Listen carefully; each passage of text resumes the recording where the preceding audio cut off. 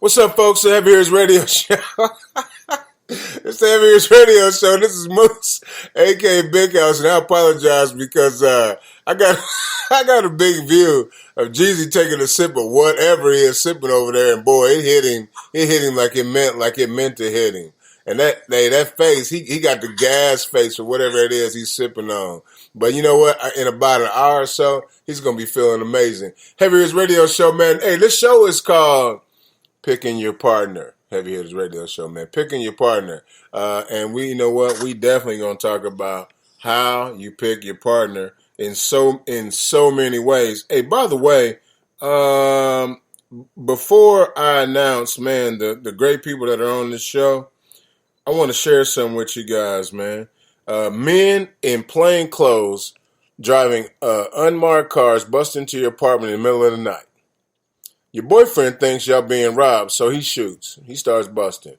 You are then shot at 22 times and hit 8 times, killing you instantly. The police that enter your home were looking for someone already in police custody at the time that they murdered you. You were sleeping. After working 2 jobs as an EMT during the global pandemic. Matter of fact, what we say? A damn pandemic. You were 26. Breonna Taylor's folks have still not been prosecuted.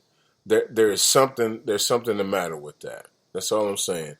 Hey, like I said, this is Moose at Big House, man.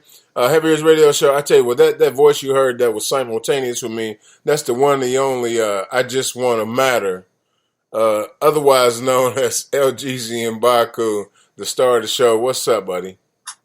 Man, life's good, man. Life's good, man. It's still a great time to be alive, man. If you're amongst the breathing, So I mean, through all the trials and tribulations that's been happening in this world, man, you always got to find that silver lining, dog.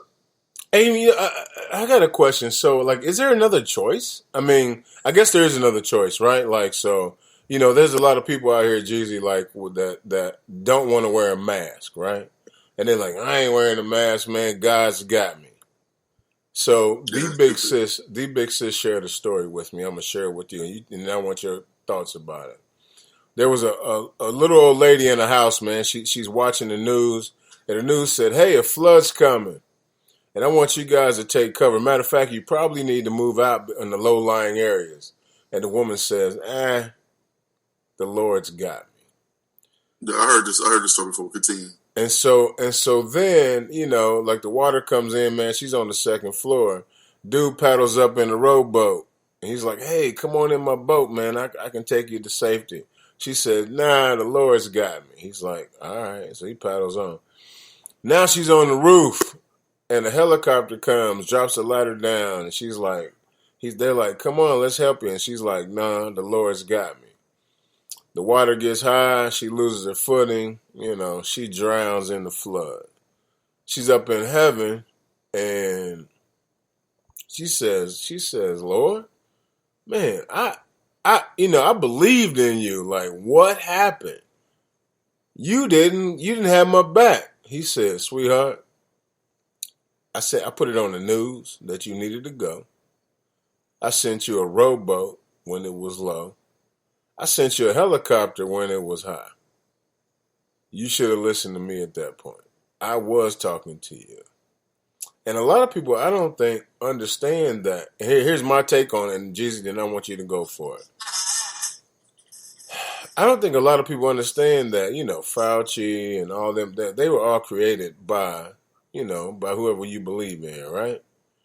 And masks, like people that are sewing masks, matter of fact, my sister from another mister brought me a new mask today. Yeah, go blue. Upside down. Yeah, go blue, right? So people are sewing masks. People are physical distancing, but social connecting. Like, people are doing a lot of things, man, that make a lot of sense. But how come they're not listening to the messages that they're getting? Jeezy, what's up? What you think about that? Well, first of all, the messages that are being sent don't make sense. They're not rooted in reality. So when you have information coming from 80,000 different sources and they all saying different things, you can't just people get tired of it, because at first, organizations like the CDC, organizations we trust that we supposed to believe in, they came out in January was like, oh yeah, it can't be spread human to human, humans to it can't be spread from animals to humans. They said that in January. They came out and said that. So then we believed them. Then they came out, they was wrong.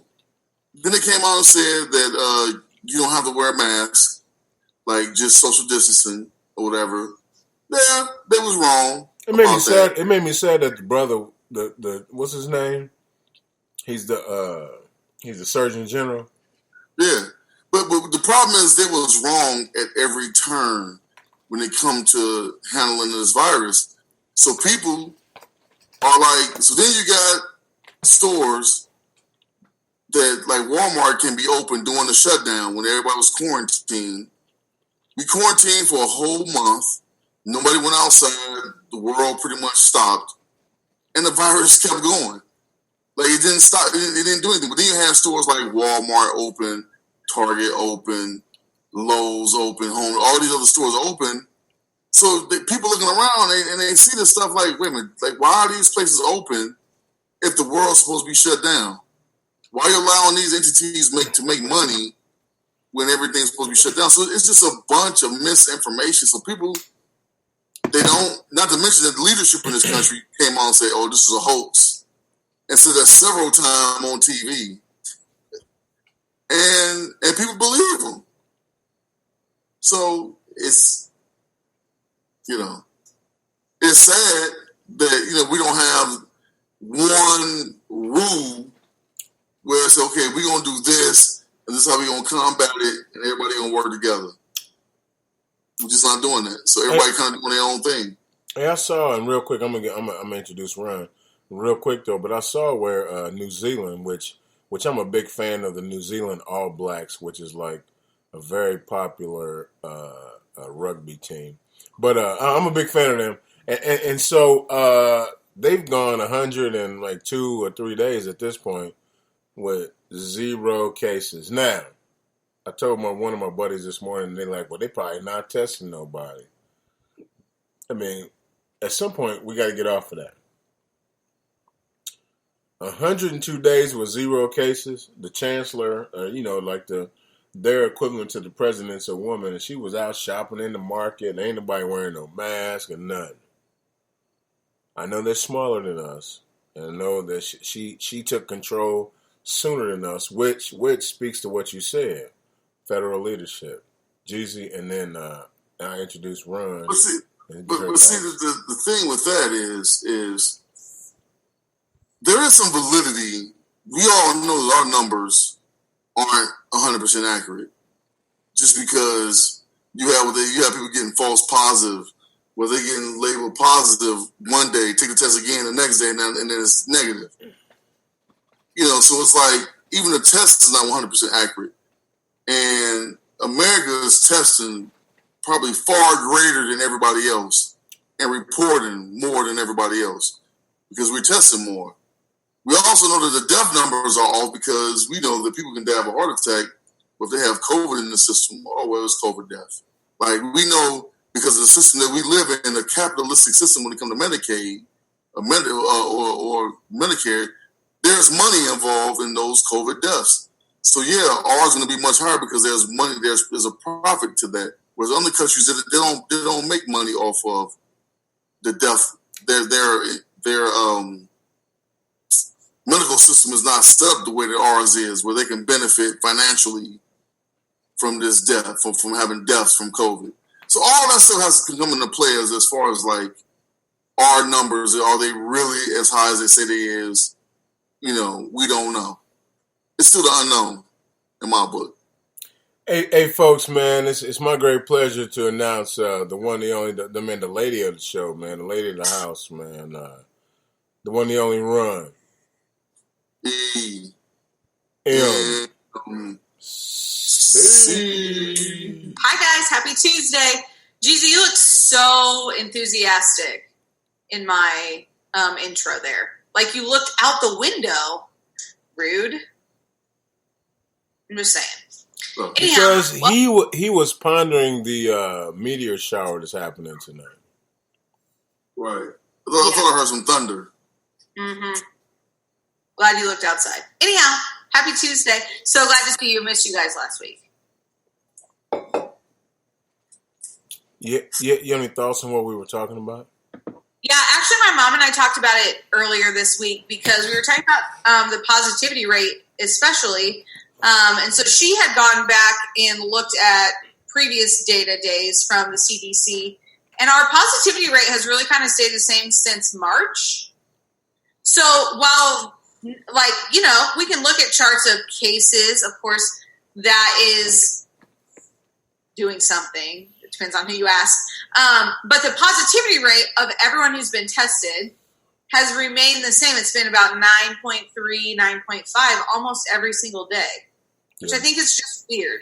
Yeah, it's 9.2 right now, but the number, from what they said, the number of people that are testing positive is coming down. So the number of people testing positive is going down, but the number of tests are also going down. So the positivity rate, well, I guess it doesn't even matter. The positivity rate is staying the same. Yeah, the positivity rate. So of all the people tested, 9.2 have been positive. Yeah. So I mean, but what is it? Tuesday. So here's what happens. But what I saw today from the biggest county in Indiana, where we're from, guys, says that they took data from a month ago on the 7th, which would have been, 5 days, 4 days from now, whatever, past. And so over that month worth of time, even though we've had those big high rates, 1,000, 1,200, that kind of thing, that it's starting to trend down. So I what? I have no idea. Here's my thing. Like I have one more thing to say, and I'm going to interrupt Juicy for this one because it'll be fitting that I am interrupting him. Women should run the world. That's what I heard from New Zealand. You know what? But in Indiana, I mean, like, especially, you know what, Ron, by the way, guess what went higher in this last month? Pilgrim women getting contracted is going up. That's because we have Karens. But if we had women from New Zealand, we could rule the world. Here's my thought on it is the media use words to get people nervous, and they say, "Oh, we have a spike." But what does that mean? Like when there's a spike, what's a hot spot? Like we all heard these phrases. Like what does that mean? What's the number that makes it a hot spot? Did they have 100 positive cases today? Did they have when they only had 50 yesterday? I mean, like what constitutes you labeling it a hot spot or a spike?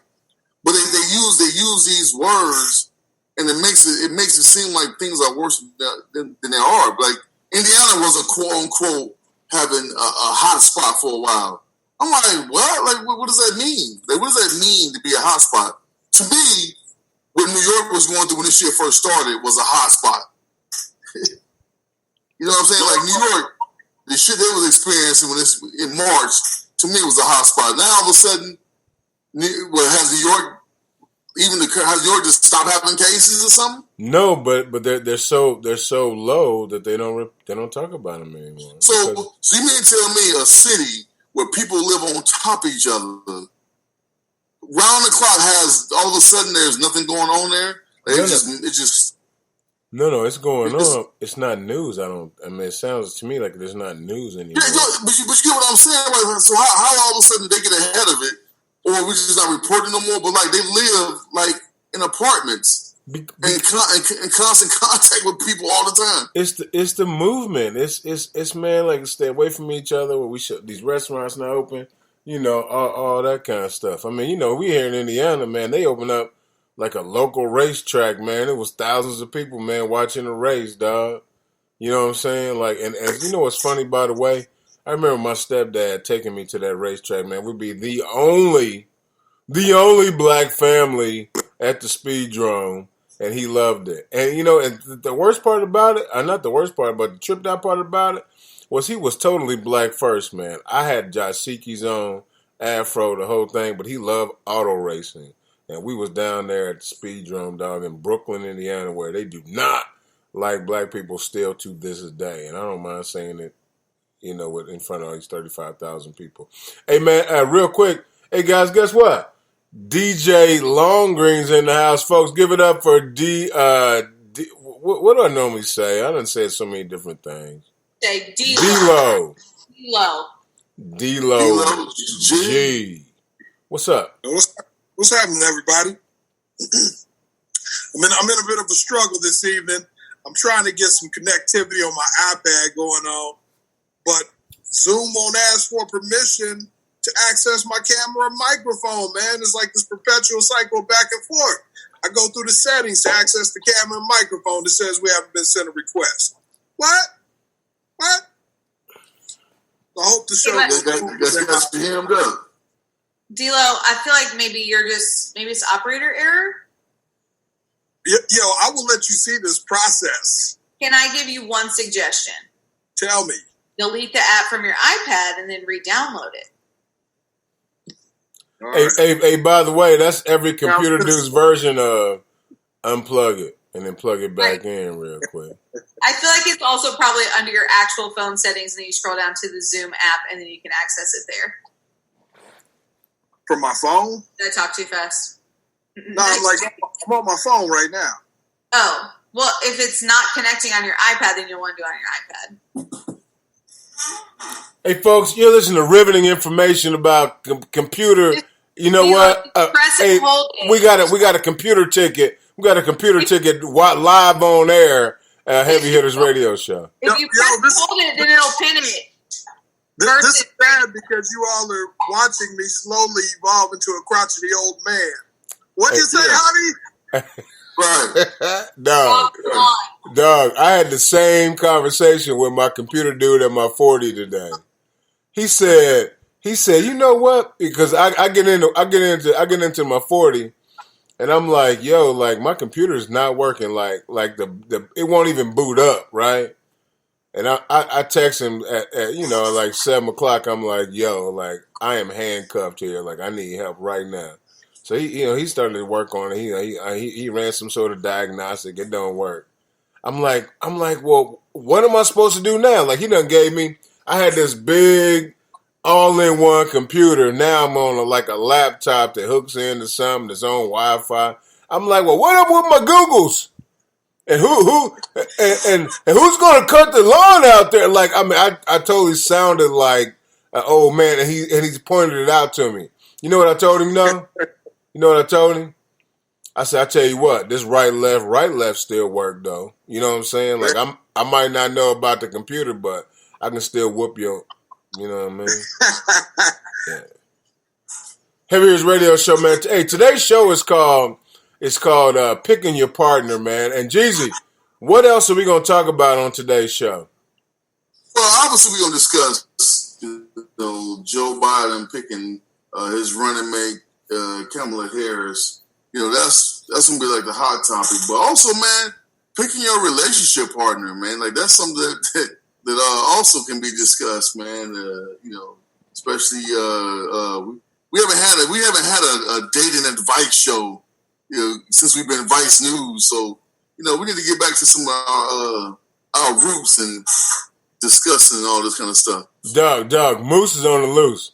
Moose is on the loose, man. But here's the worst part. Here's the worst part about Moose on the loose during the damn pandemic.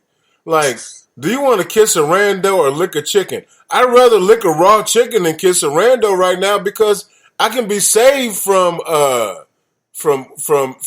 salmonella. They don't know what to do with COVID, dog. You just say salmonella. What's the name of it? Salmonella. Hey, I've never deviated from the fact that I suffer from blackmail. And salmonella just sounds like two names. You know what? Salmonella. It's some people I went to junior high with. Salmonella. Yeah, salmonella and them. And then, right. Salmonella and them was talking about, man, they was sick. They had raw chicken when they was trying to fry it. The whole Salmonella family, man, they all disgusting. So it's their last name, Salmonella? Oh, God. Right. That's so funny. Hey, so if their last name is Salmonella, what's the first name? Jeezy. Ramen Salmonella? Yeah. He's got to be a junior high school boy that is pretty decent. No, Roman. We go Roman. Roman Salmonella. Roman Salmonella. I like it. Run. Salmonella's the last name. What's the first name? Romaine. Has to be the lettuce because that's where we always get salmonella. I'm with you. Romaine. It's always romaine lettuce. But it's only at Christmas time, by the way, if you notice that. Like, you can eat romaine lettuce all year, and then in December, all of a sudden, it's got poop on it. Right. All right, so we got Roman and Romaine and DJ Longgrain. Yo, I'm not clever enough to assign it an appropriate food name, so I'm just gonna call it Oscar Salmonella. Because he's that, you know what? The parents are like 35. 35. And they're like, I feel like Oscar Salmonella would wear like sweater vests with like button ups under it. Argyle sweater vest for sure.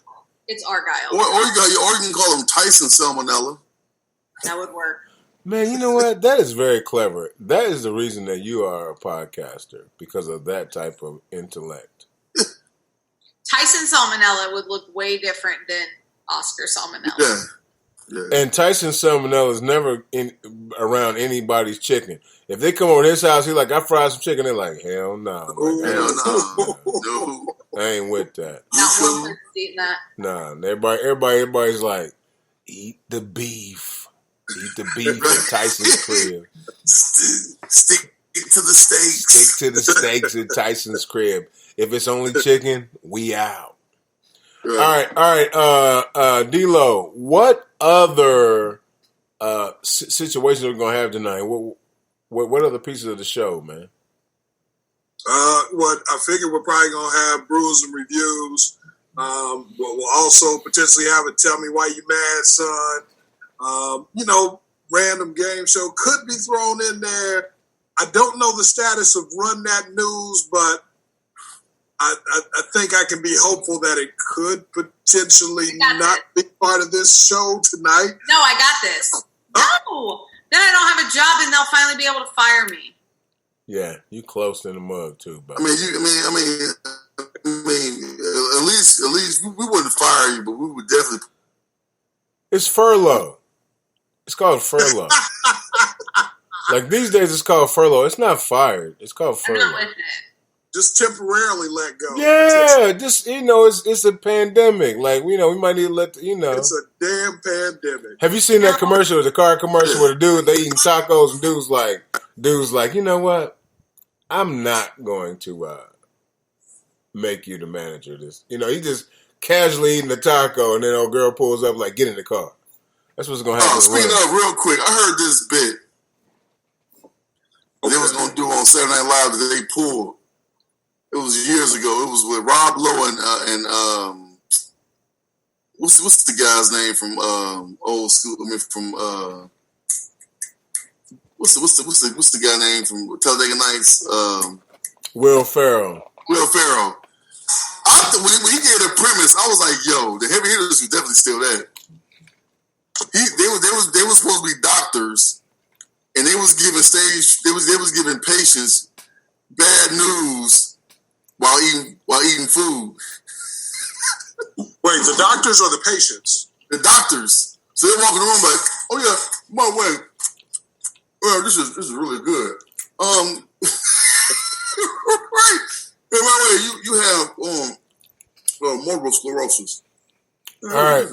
I tell you what, Jeezy. I tell you what, Jeezy. You are Ron. You're the nurse because you're the woman, and we're I guess that's how we do it. So sexist. I'm sorry, Jeezy. You're the patient. You're the patient. D-Lo. You're the one doctor in there, and then I'm coming in like, and then on this scenario, I'm like the chief surgeon. All right. You guys just do the scene, and I'm gonna figure it out as I come in. All right, Jeezy, go. You're the patient. Go. Ready and action. Oh man, tight my stomach. I saw that you pressed your collar. Is there something I can do for you? I don't know. I don't know. It's like a sharp pain. Oh man. You know what? I think I saw the doctor in the hallway. Let me go grab him real quick. All right, please hurry up. Ooh. So there's this guy in here moaning. Probably nothing's wrong with him, but he would like to speak to you because he's kind of misogynistic and doesn't trust anything I say because I'm a woman. I mean, I can understand that. I don't trust much you say either. Hey, sir, how you doing today? Oh, my side is killing me. Now, you know what, man? My baby made some taco salad this evening, and I put some cheese on the side, man, and it hit it off just right. What's going on with you? My stomach, my side hurt, man. It's like a sharp pain. You know, I had a sharp pain too, man. You know what? It's gas, brother. It's gas. I think you're going to be all right. It went a little bit hard on the taco seasoning, man, and I feel like I'm going to pay for this in the morning. You going to be all right, sir. But this right here, this good. Hey, guys. Hey, this is Dr. Moose, a.k.a. Big House. I'm the chief surgeon in this hospital. I'm not sure if you can understand me, but I went to Puerto San Blas, man. I got... Let me tell you something. This seafood is the best. Hey, I'm sorry. I just want to matter. So what Dr. D'Lo has told me is that your side's hurting. Yeah, my side, doc. I'll tell you what. I'm gonna look at the lab and see what we got here. Let me see. Hold on one second. Excessively eating while administering advice to patients. All right, so it looks like you got about 3 weeks to live. All right. Hey, no sweat. He undermines Dr. D'Lo. What we can do. Here's what we can do. We can give you some medicine. 3 weeks? Are you eating? Listen, man. If you really want some good advice, man, get you some chitlins before you get up out of here, man. Put some Tabasco sauce. Don't even go to hot sauce, man. Get your Tabasco sauce, man. Get you all the way together, man. Send you to heaven on a good note, brother. Hey, you know what I would say? I'm eating seafood right now. I'm eating seafood right now, but here's what I would say. Put together real quick, and then we're gonna send you home, and then everything will be cool. And then guess what? Then all is well. All right. Dr. Moose, discharge patient Jeezy. That was amazing. That was off the cuff, yo. And cut. Yes, we like it. Hey, man, Heavyweights Radio Show. If you listening, man, we're in here, man. You know what? Everybody's in their 40 now. Run and Moose are now in their 40, along with Jeezy and D-Lo. So it's not going to be this marathon show like we normally do. Hey, so guess what we're going to do? We're going to jump right into time out. Whoa. I'm out. So we've been having these marathon shows because y'all two ain't been at work. Like, no, time out. I've been going to work every day, man. I thought we was just doing it because we was just bonding, because we was just kicking it. But y'all been holding these marathon shows, man, because y'all didn't have to go to work.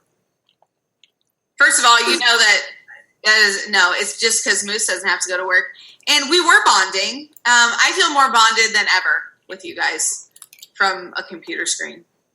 Right. I'm feeling some sort of way. I absolutely love you. I'm still eating like for real, by the way. I know that was like a thing, but like I was eating for real. But and it is Mexican seafood and it is delicious. As a matter of fact, if you don't believe me, look. You go to shells that when I ate like the little oysters and all that. But no, D-Lo. Like, if I didn't have to get up first thing, I'm down, dog. But I tell you what, in a few short hours, I gotta have my feet on the floor, man. And I just, you know what I'm saying? I love all my neighbors on the heavy hitters. However, I can't hang too late because then I'll be a mess the whole next day. And I can't be a mess, man. So, we love you. We appreciate you being able to hang, dog. But guess what? You gotta get more rest. Or you got, I tell you what, you guys can keep going. Just my square on look, my square is empty. We could just record at your house till in the morning when you wake back up. Nah, well, it'll be 3 hours and it'll go. I'm just a little bit disappointed that this adjusted when y'all had to go back to work, man. I know, right? But me and Dilo have been non-stop. You could have easily. F Jeezy and D-Lo said, F them, we gonna run this thing because we ain't gotta go to work. Y'all could have easily said, hey, man, I gotta go. And you could have went. So no sweat, man. And then we would have got a text, hey, man, we still on here. Why don't you jump back on? Hey, man, look, listen. This is how, unfortunately, I apologize. I apologize, I guess. Look at my eyes, but I apologize. That's how it goes, man. Look at Jesus. You look like you've been working. Hey, right. I've been up since 5 o'clock. Hey, look at Jesus. He's not even looking at us anyway. He's not even looking at us. Hey. Hey, guys, guess what? Let's run that news. Yes. So much news is prepared today. Okay, so let's start with Akon because I kind of like him. Is he still with Young Jeezy? No. That was good. That was good, D. Yeah, that was good moves. Akon and Young Jeezy. Gotta take it easy. Right. Is that the only song they ever came out with?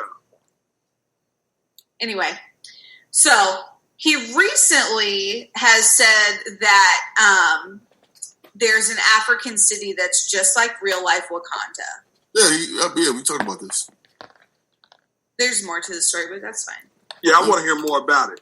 Yeah, I mean, why wouldn't you want to? So we did bring this up when he first started this. So remember, he bought that city in Africa, and he was going to do all these crazy things. It's called Akon City. Yeah. So he paid $6 billion. I didn't know that song made that much money. And he has now broken ground on this home. So he is trying to think of his own catchphrase since Wakanda Forever is taken. What kind of hands do they have in Akon City, you think? Hey, Ron, real quick. Yeah. You do realize that Akon does more than sing, right? Okay, I was making sure, because you said, he had that kind of money. You do realize he brokered one of the largest solar deals in African history, right? I didn't know that. Yeah, he brokered a deal with I forget what country it was, but he went over to China and he got those solar panels, so this city would be built off solar, reusable energy. Yeah, Sweet. It's amazing. Akon doing an amazing thing, man. Shout out to Akon, man. And the currency will be Acoin, which would be his cryptocurrency. Are you going to go to Akon City? Yes, for sure. I'm going for sure. You got to wait till COVID's over because I don't know that he'll let you in. Yeah, probably not. Hey, I got a question. Did you say $6 billion? Billion. Yeah, 6 billion. So has anybody checked to see if he's been on the Forbes list? He's in Africa, so I don't think that counts. It's all over the world. You saying in the so it's. I don't think he has $6 billion liquid. I think he has other investors in the city. It's not just him digging into his pocket, pulling out $6 billion. All right, it's cool. Hey, Akon, we appreciate it. Huh? I can check the Forbes list later. All right, Akon, we appreciate you, man. Do your thing, G. Yes. Thanks to this damn pandemic, Pac-12 and Big Ten has postponed their football season. We're not playing in 2020. I am so sad. Today on my time hop, it was like a post from 7 years ago. And it was like, no matter how bad the day is, at least sports are back. Or football's back on. Not anymore. So that made me sad too. But I think we're going to see a lot more schools follow suit. Yeah, because of the liability. You can't put them non-professionals out there to play and get sick and then sue the university. Are we gonna have high school sports, Jeezy? Some high schools are gonna play. Some won't. But you can't. The liability is too big. The insurance cost is too big for that. The liability. All it takes is one kid to get hospitalized or die from this while at practice or something like that. It's over with. So I mean, you got to take precautions, man. Like we're not playing. Professors is different. They get paid. These college kids ain't getting paid, man. And not to mention, you can't have a bubble, because they got to go to class. They're around other students, So it's a mess right now, man. Everything is a mess. I feel like you can have a bubble because with the football players, they already been together, right? So you could easily quarantine them in a dorm somewhere together. Easily. Yeah, but you asking 18 or 24-year-olds to be like, oh yeah, you can't leave your dorm room. No, we're not saying don't leave your dorm room. You can go. You know what I mean? These college campuses, these Power 5 college campuses, are so big. They could easily rope off a place for them. They can do. But most they sneaking people in. Like come on now. We're not talking about professional athletes that's getting paid. You ask these young men to be roped off on campus for 3 months. That ain't happening. I got a question for you. You play college sports. I dabbled in it. If they say, you know what, especially them Power 5 schools, hey man, you keep yourself together, you get to play, we get to move on. If you don't, you goof around, then you out. What's the decision they make? Well, the players want to play. I don't think there's anything against that, but these and the coaches want to play, and I think the AD, but it's the presidents of the university. They got to be the adult in the room and be like, look, I'm not going to put a kid out there to get sick. Something happened, and all of a sudden the university is liable for that. Like and also they don't have the proper protocol. They don't have a lot of these schools can't afford the deal. Yeah, we know that some of the major universities can afford the testing that it takes, the amount of testing it takes to make that stuff happen, but not all of them can do it. Yeah, but I saw, and Jeezy, this would be near and dear to your heart.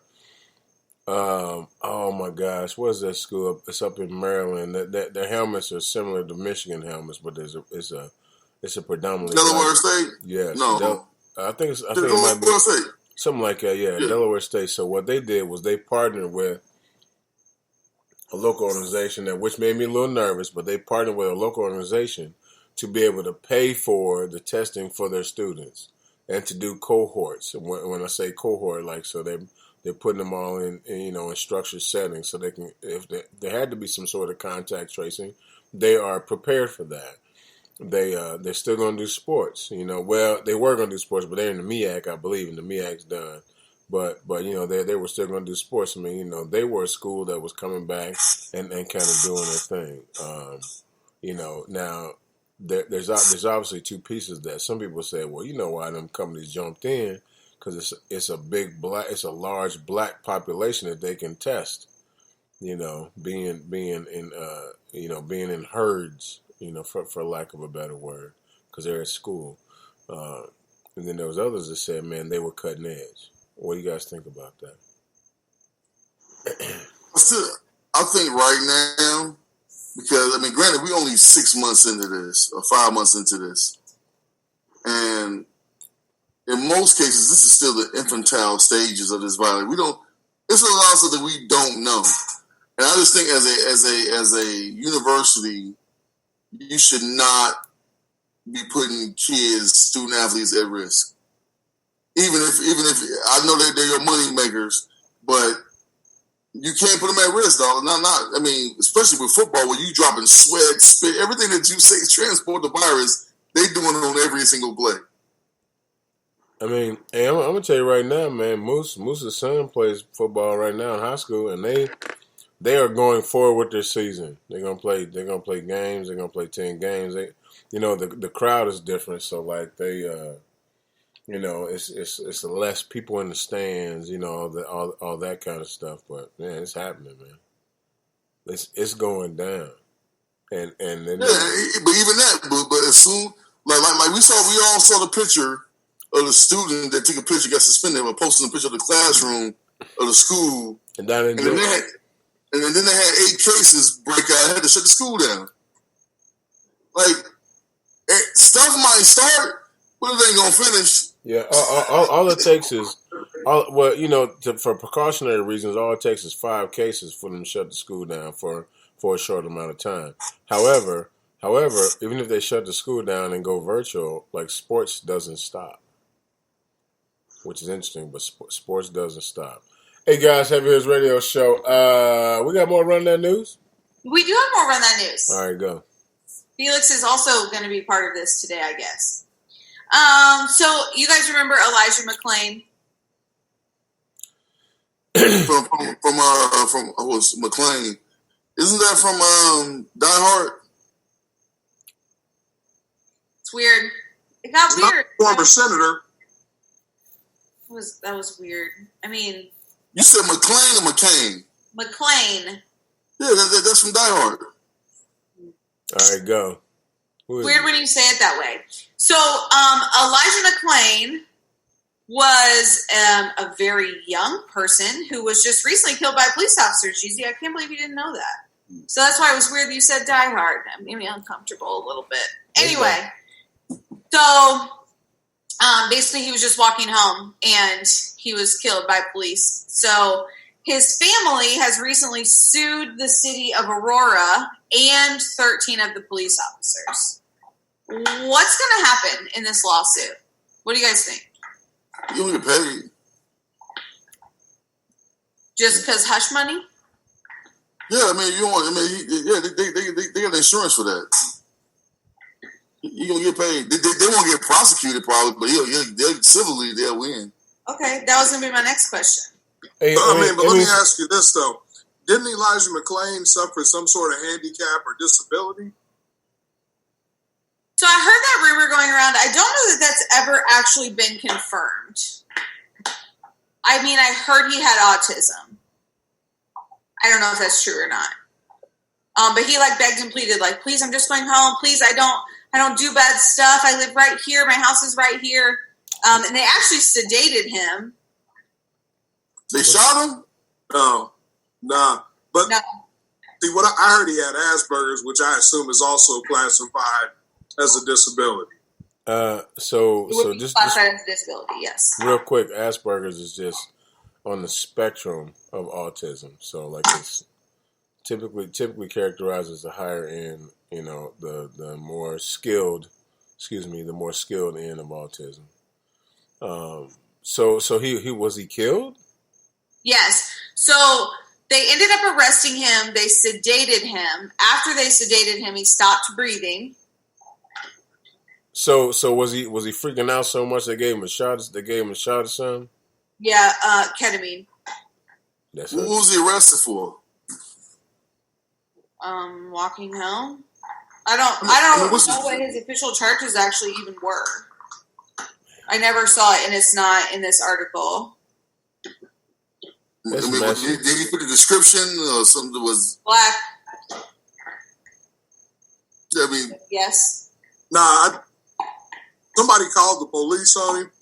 Okay, it had to be a reason. I think part of his issue was, I think he was maybe anemic, but he's a real small kid, but he always got cold really easily. Oh, he had the hood on.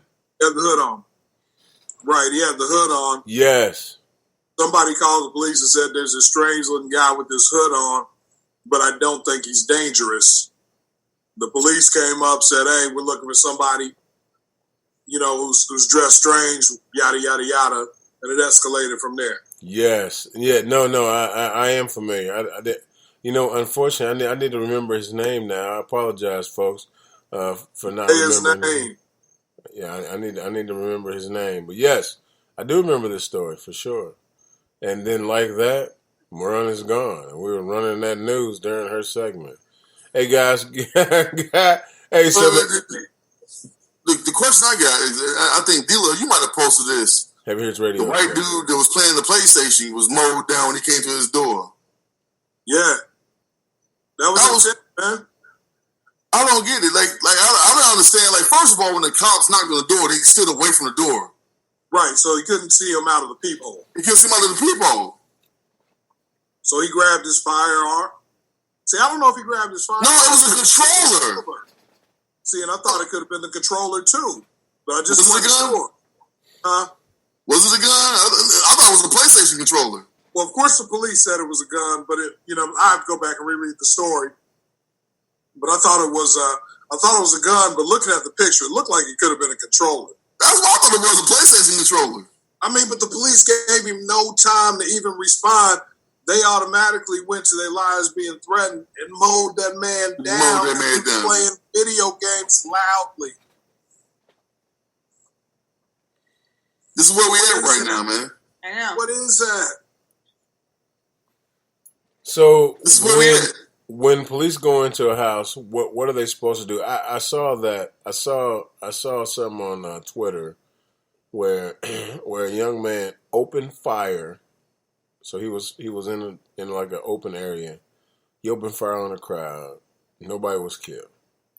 Thankfully, of course, the police were called. Then the police get there. He opened fire on the police. This was in Chicago. He opened fire on the police. The police returned fire and killed him. And then riots ensued because he was killed by the police. I saw some of the commentary, and they said, well, why didn't you just talk to him? Why didn't you take him to Burger King? And I understand where those references are from. But guys, what's your thoughts on that? I mean, like this guy opened fire on the police, and the police opened fire back and shot him. This is a very hot topic, man. So be careful as you tread lightly, okay? Or tread lightly. And I love y'all. Go. He asked for it. Maybe I'm wrong, but police. I'm in accordance with D-Lo. I mean, you would shoot at the police. Like, what do you expect to happen? I agree. Yeah, that's open and shut right there. I mean, his actions wrote a check that he couldn't cash. You know what I mean? Yeah. Right. I mean, even as a civilian, if someone comes into my house, I can kill them and say it's self-defense, and I'm completely warranted in doing that. You can't shoot them in the back, though. Correct.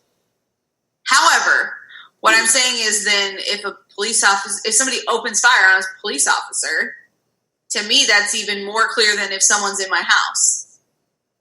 You know what I mean? Right. Yeah, no, I mean, I'm with you guys. Like, all right, so I guess the better question is, what's with the outrage from the community?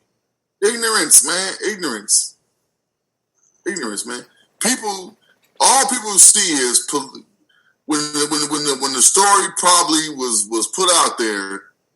The headline probably read, "Police kills Black youth."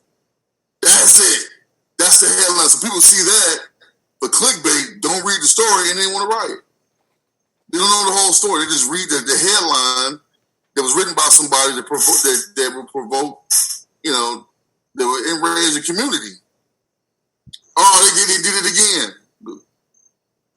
Go ahead, D-Lo. And I think that's it for me. I don't think it's so much the ignorance part. I think because there's a history of this happening over and over and over again. Even the stuff we don't hear about on the news. These communities are used to hearing about Black dudes being abused by the police, over police. And so, at a time where we're already upset and emotional because of things that are going on across the country on a national level, it probably gave him some motivation to be able to go out here and rally further. I think for him individually, I ain't going out there rallying for him and, want charges against the police if he was shooting it down first. But, I guess I get it to some degree, but I can't support it.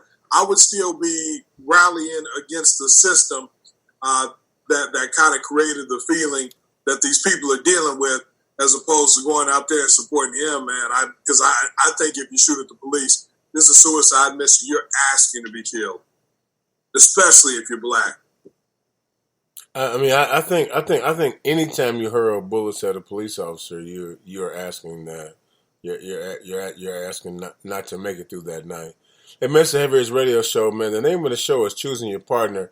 And it's Heavy Hitters Radio Show. Hey, I want to tell y'all guys, man, Moose is on the loose, man.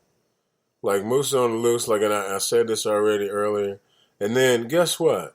Like I told you, though, like, what do you think about dating, man, in the midst? I tell you what, I gotta run real quick. But what do you think about? Oh man, I was gonna say I had a recommendation for you. All right, go. I could hook you up. I know somebody. That's weird. Dating during a pandemic is pineapple. I was waiting for Dilo to give out this recommendation. It's bull pineapples. I know. Listen, I gotta make a run, but listen, I want you guys to take it seriously. I want Dilo to give his recommendation to Moose. Take it seriously and give me some commentary. He is serious.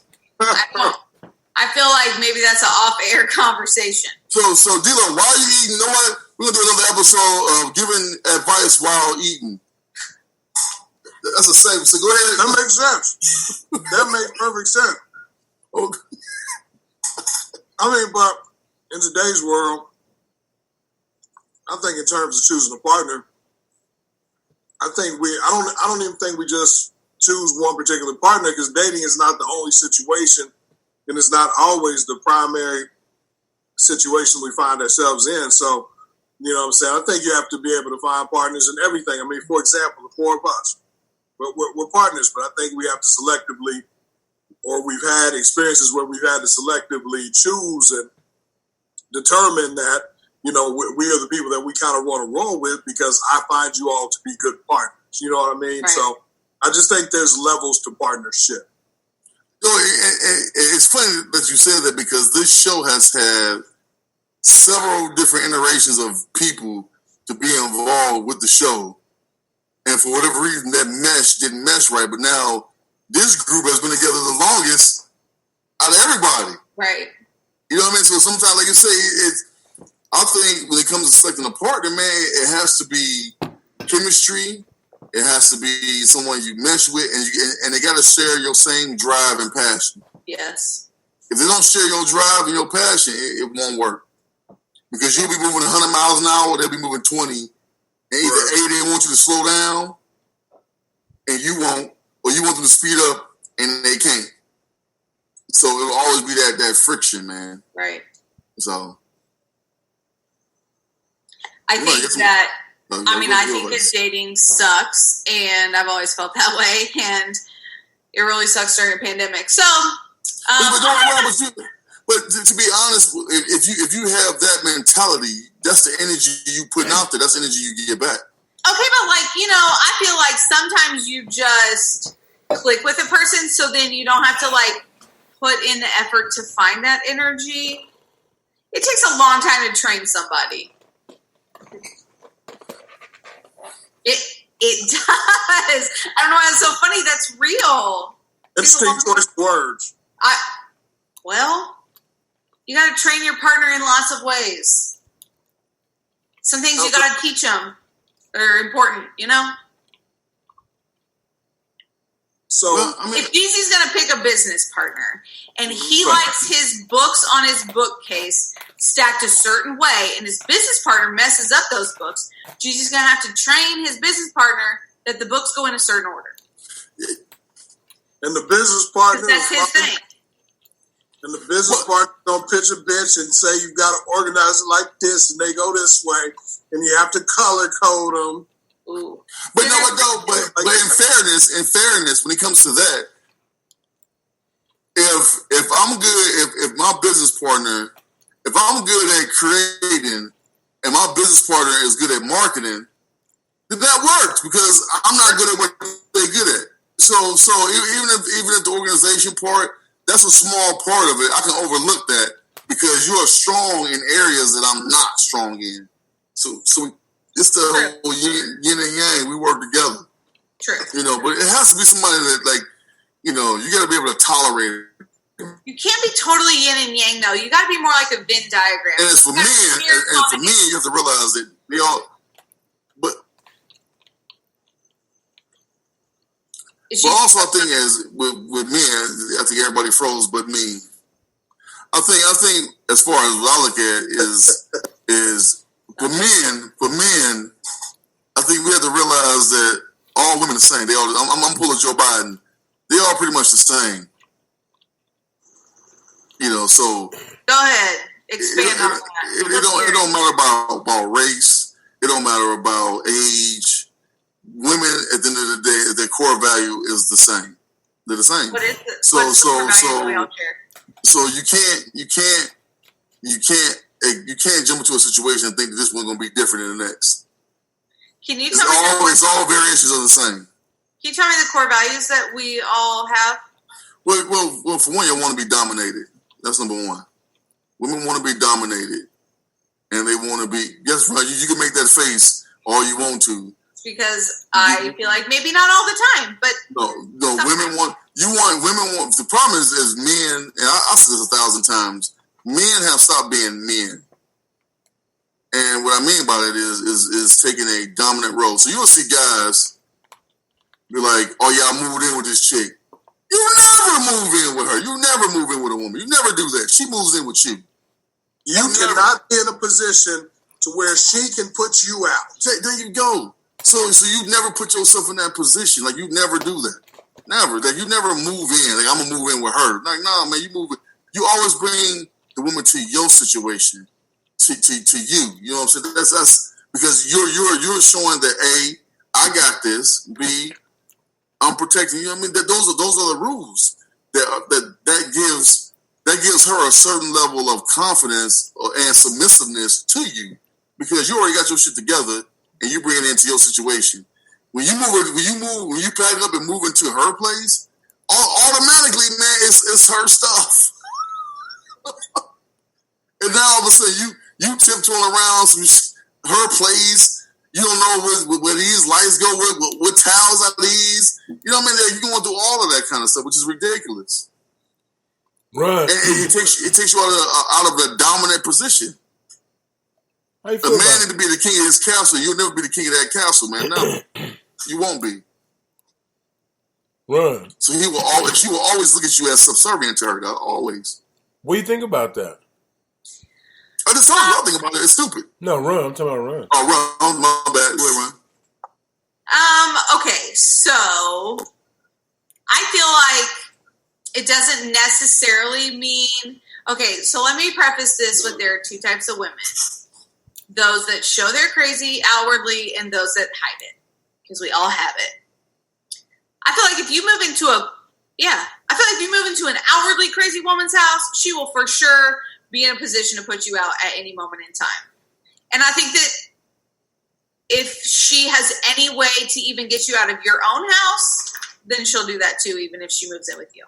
Now, the women that are crazy but not outwardly, like we just think about it and talk to our friends about it and then never act on it, I'm not sure that they would all put you out rudely. Yes, Moose. So you go ahead and finish. I'll wait till you finish before I say something.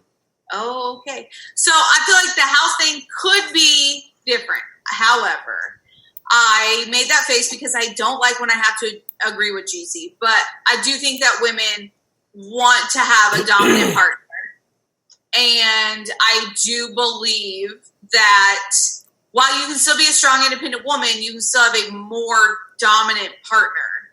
I think that's okay. Like, you can be able to take care of yourself, everything you can do on your own, whatever, but you can still have a dominant partner. I don't feel like having a dominant partner gives away any of your independence.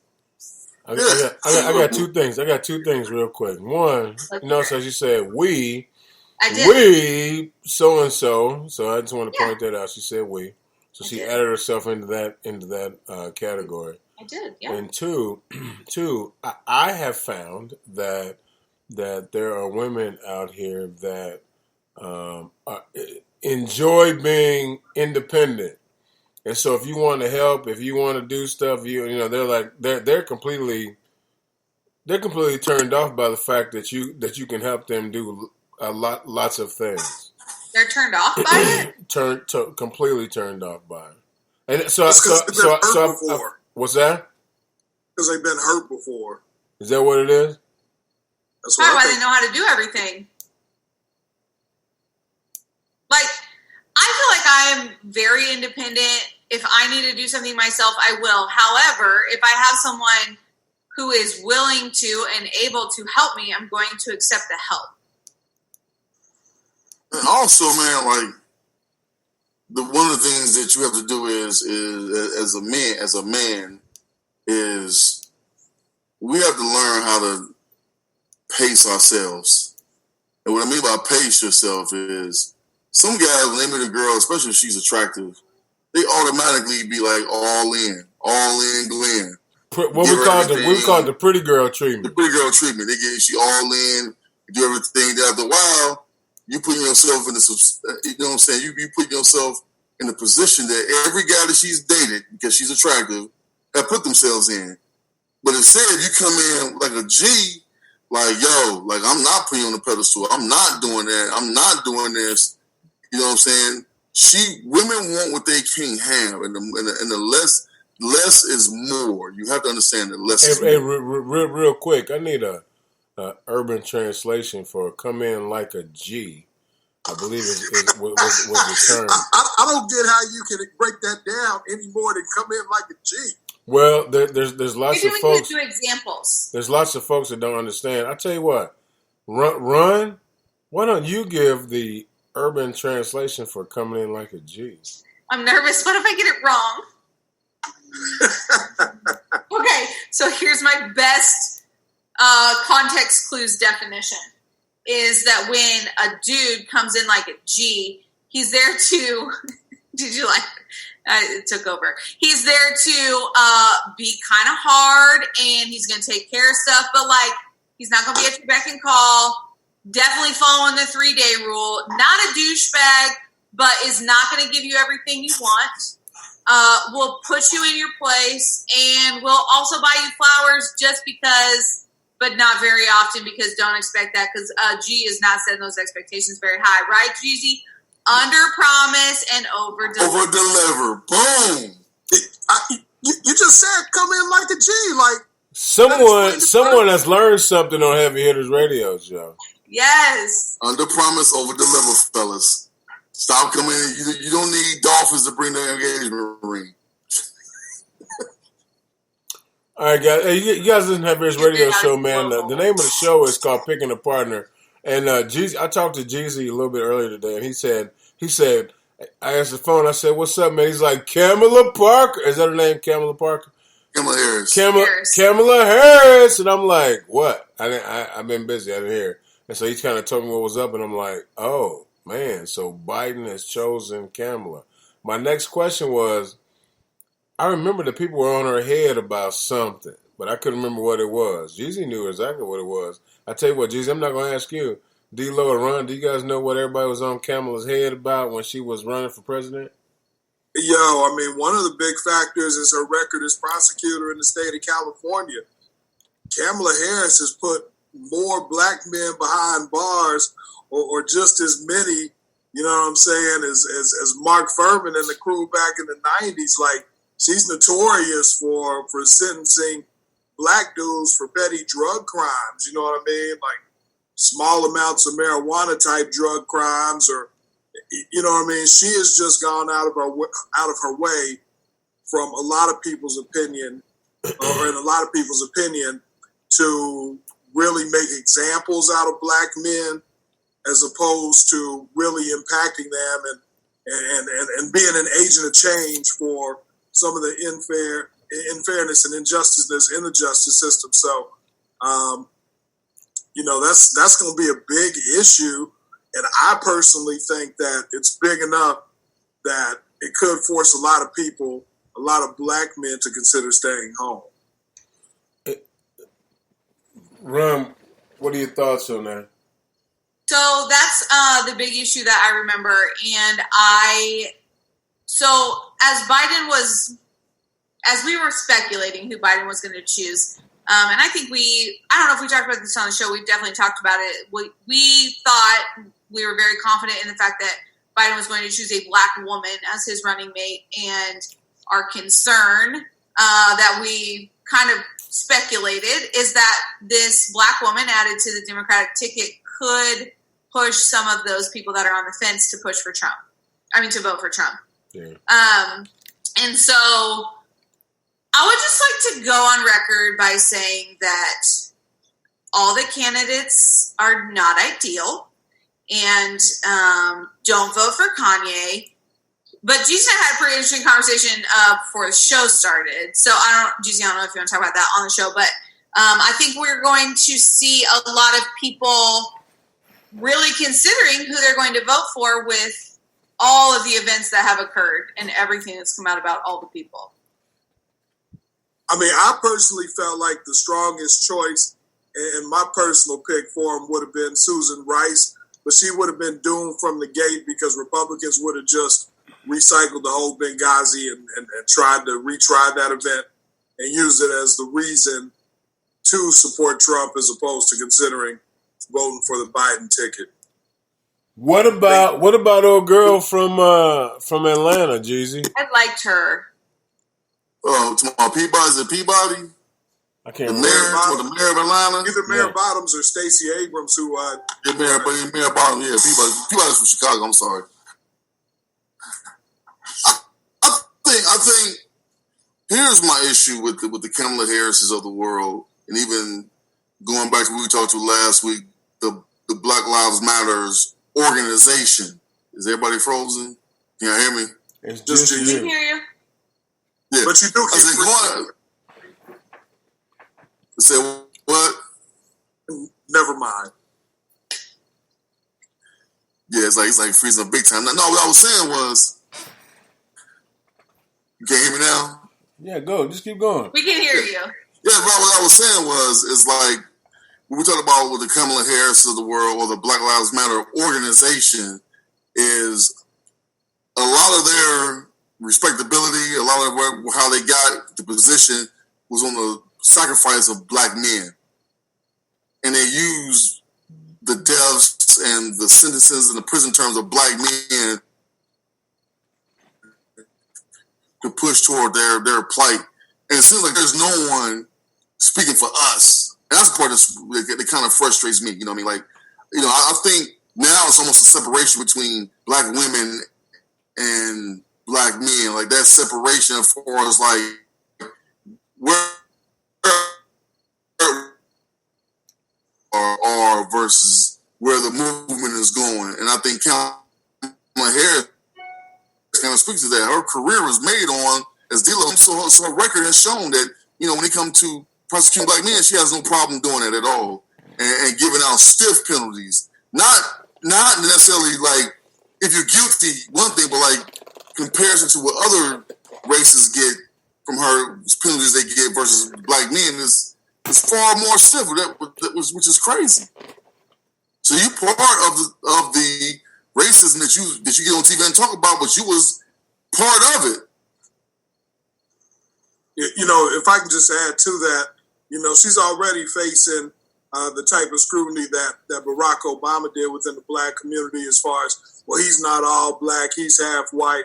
And a lot of people are using her political background and her record as a prosecutor to say, well, she's not really a black woman. She's more Indian. She was raised as an Indian woman. And what they're saying is, she can't quite identify with the black struggle. She certainly can't identify that of a black man and the struggle that we go through. And a lot of people are quietly also talking to the fact that she is married to a white man. You know what I mean? So it's when you start considering all those factors and the fact that she has kind of built her career based on harsh sentences of black men and people in black communities, it's going to be a tough sell for a lot of people. A lot of people, and that's becomes, and me and Ron was kind of talking about this before the show started. It's one of those things now, like, this should not be a choice. This should not be a difficult choice. Who are you going to vote for president? Like, it shouldn't be like, as what Trump has done these past 4 years, it should be like a slam dunk. But now all of a sudden, it's still like, okay, like, is it the devil I know versus the devil I don't? Is that where we at right now? It's like, well, I know what I get out of this dude. I know what I'm gonna get from him.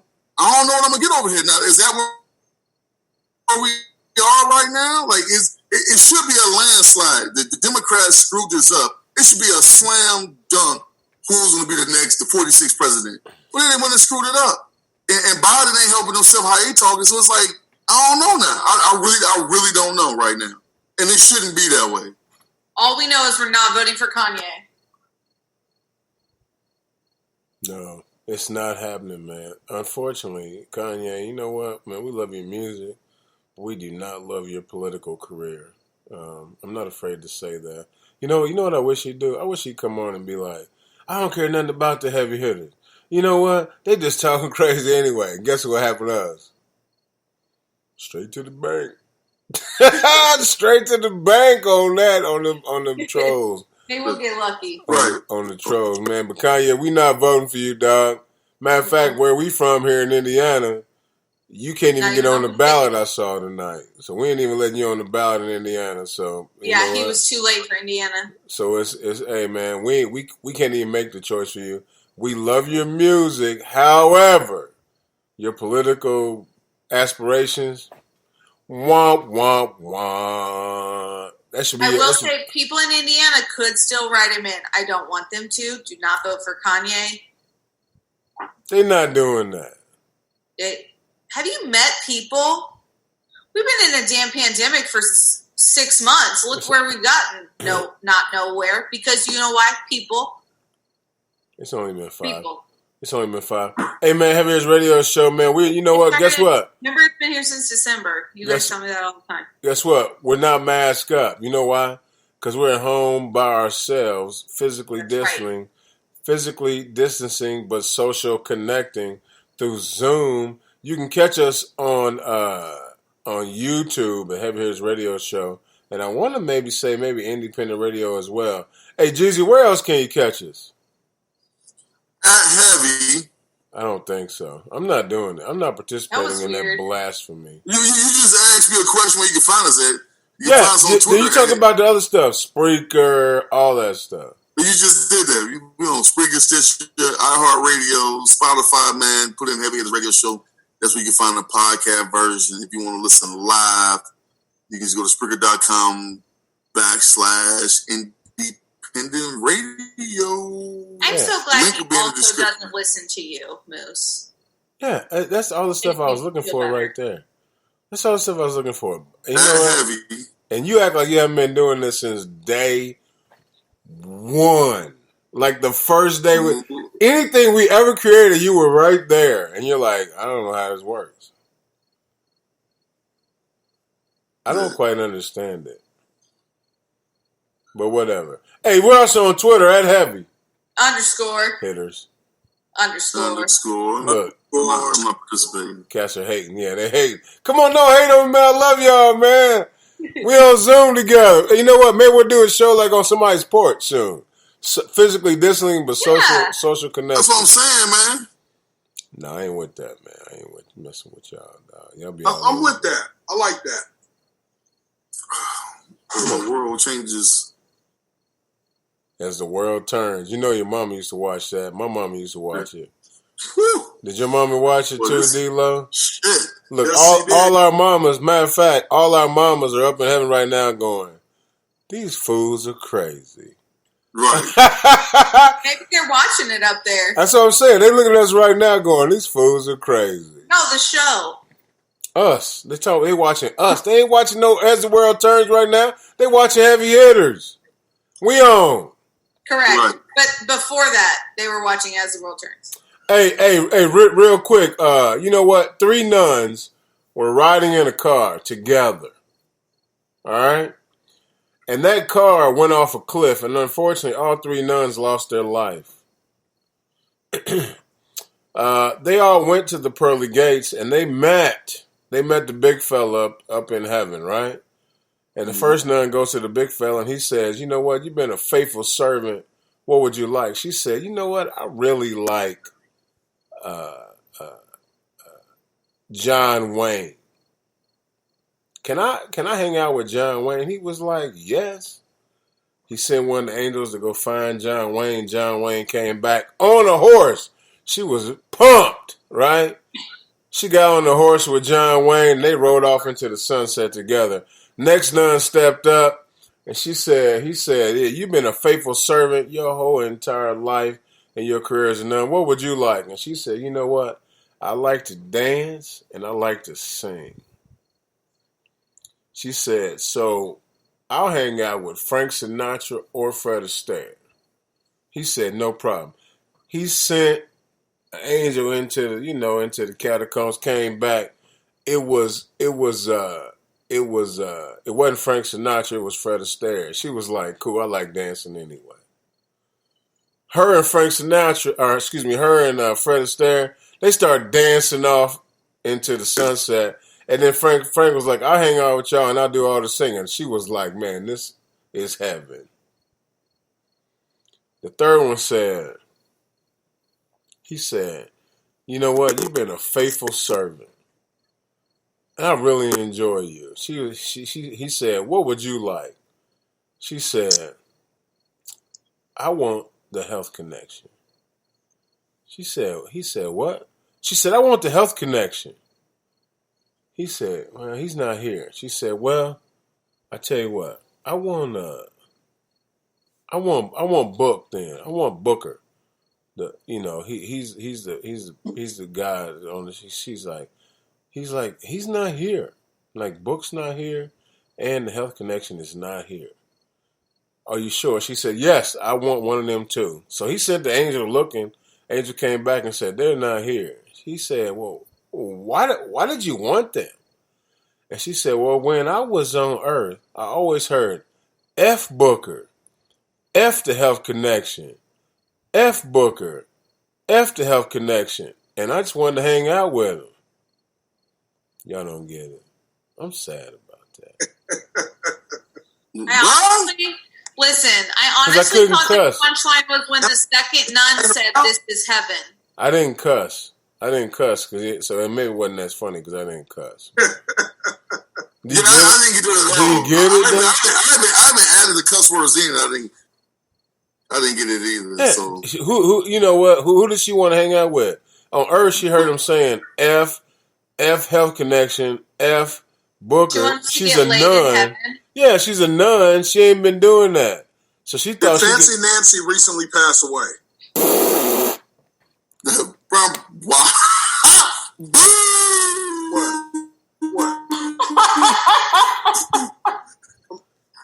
You know what? I almost need to check my heart rate on that one. I need to check my heart rate on that because I'll find an entertainment, Fancy. Are we talking about we throwing darts? Am I in 3 digits? I shot sure the 3 digits on my heart monitor on my phone. On my watch. Wow. All right.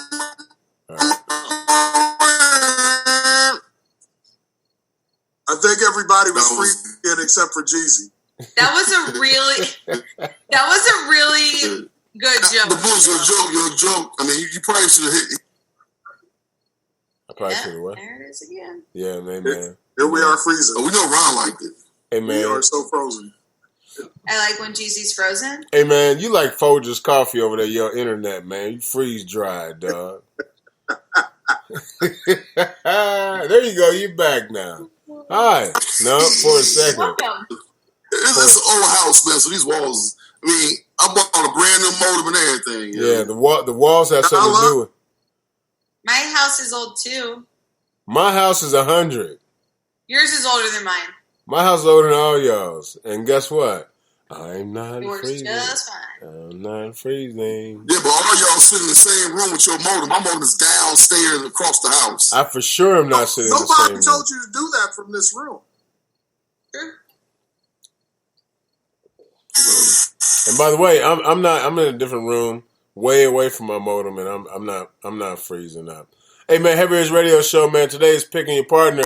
Moose is on the loose, but I would rather lick a chicken than kiss a rando during this COVID-19, man. Because guess what? We can save you from salmonella, but we can't save you from COVID necessarily, man. I'm Manila. D-Lo, what's your thoughts about that, man?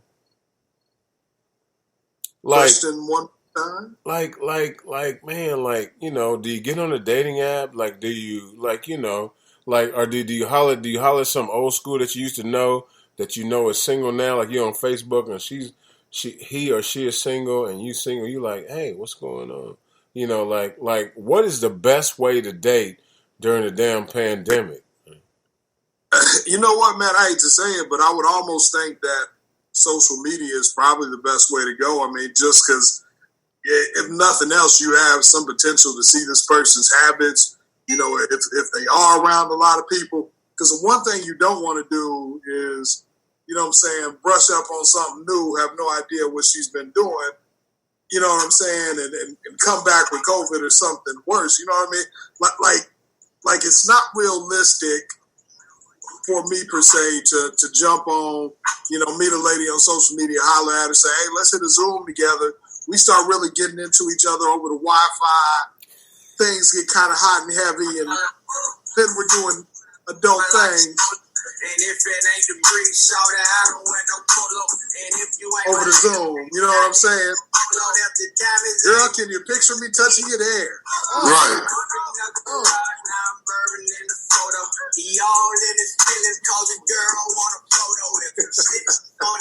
He's on his feelings because the girl want a photo. That's funny. Yeah, so I'd say social media, but you know what I'm saying? At the same point in time, it might be more comfortable to holler at something that you're familiar with. You know what I'm saying? Because you are familiar with it. Sometimes those are circumstantial ships, and sometimes they kind of play in your favor. And, you know, because we never really know if relationships are there for a season or, you know, there for a long haul. So, I mean, some of those situational ships could play in your favor in the time of a pandemic. Hey, man, I like the way you're talking. You said situational ships. I don't know. I think people might have missed that. I dig it. Hey, Jeezy, what's your thoughts on that, man? Never mind. I kind of use the same logic as books, man. Like, yeah, it's bad over here, though. I use the same logic as books. No, it's man. not you. It's us. Right. Everybody else is frozen. Are y'all freezing? Y'all freezing over there. I'm cool. Everybody's frozen but me. I use the same logic as books, man. Like, social media would probably be the best way because there's a bunch of like-minded people. It's always that one celebrity you've been eyeballing. You just slide in the DM like, yo, what's happening?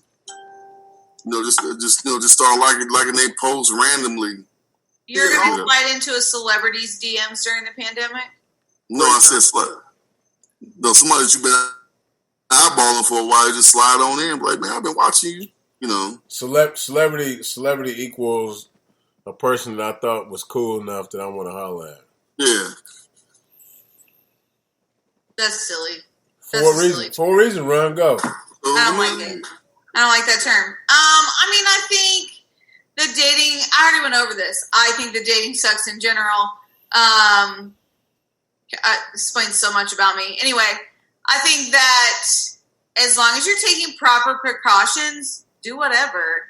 Like, you are in charge of yourself, and so you ask the questions that you care about, and you make your own decisions. So I would say maybe not social media. However, before you talk to anyone, you need to stalk them creep them on social media and learn about them. And if you need help with that, you hit me up. I'll do it for you. I can have pretty much any information you want in about 5 to 7 minutes. All right, and so. Don't test my gangster. Hey, when you say like choose what you want, what does that mean? Like a G. I'm saying choose whatever platform you want. Be smart about it, just like you should always be smart about meeting anyone for any reason. Okay, all right, sounds good. Hey man, Heavy Radio Show. You guys listen, Miss Moose, aka Big House. I'm not freshly showered, man. Matter of fact, I came off my 40, and I had to buy a new battery tonight. Matter of fact, I didn't buy the battery though. Somebody bought the battery for me because they were doing what they called an act of service, and I was their person that they wanted to provide the act of service with. So I got a battery that costs $130 for free.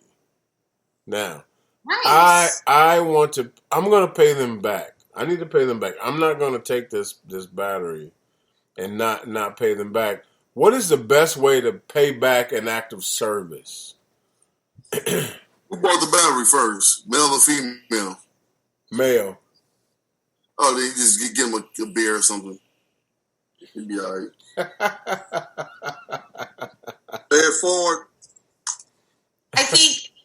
I'm going to semi-agree with D-Lo. I wouldn't go maybe the same materials. However, I think if someone wants to do an act of service or an act of kindness or generosity or whatever it would like to be called, if they want to do that for you, they're not going to accept you paying them back, and they're probably just going to tell you to pay it forward.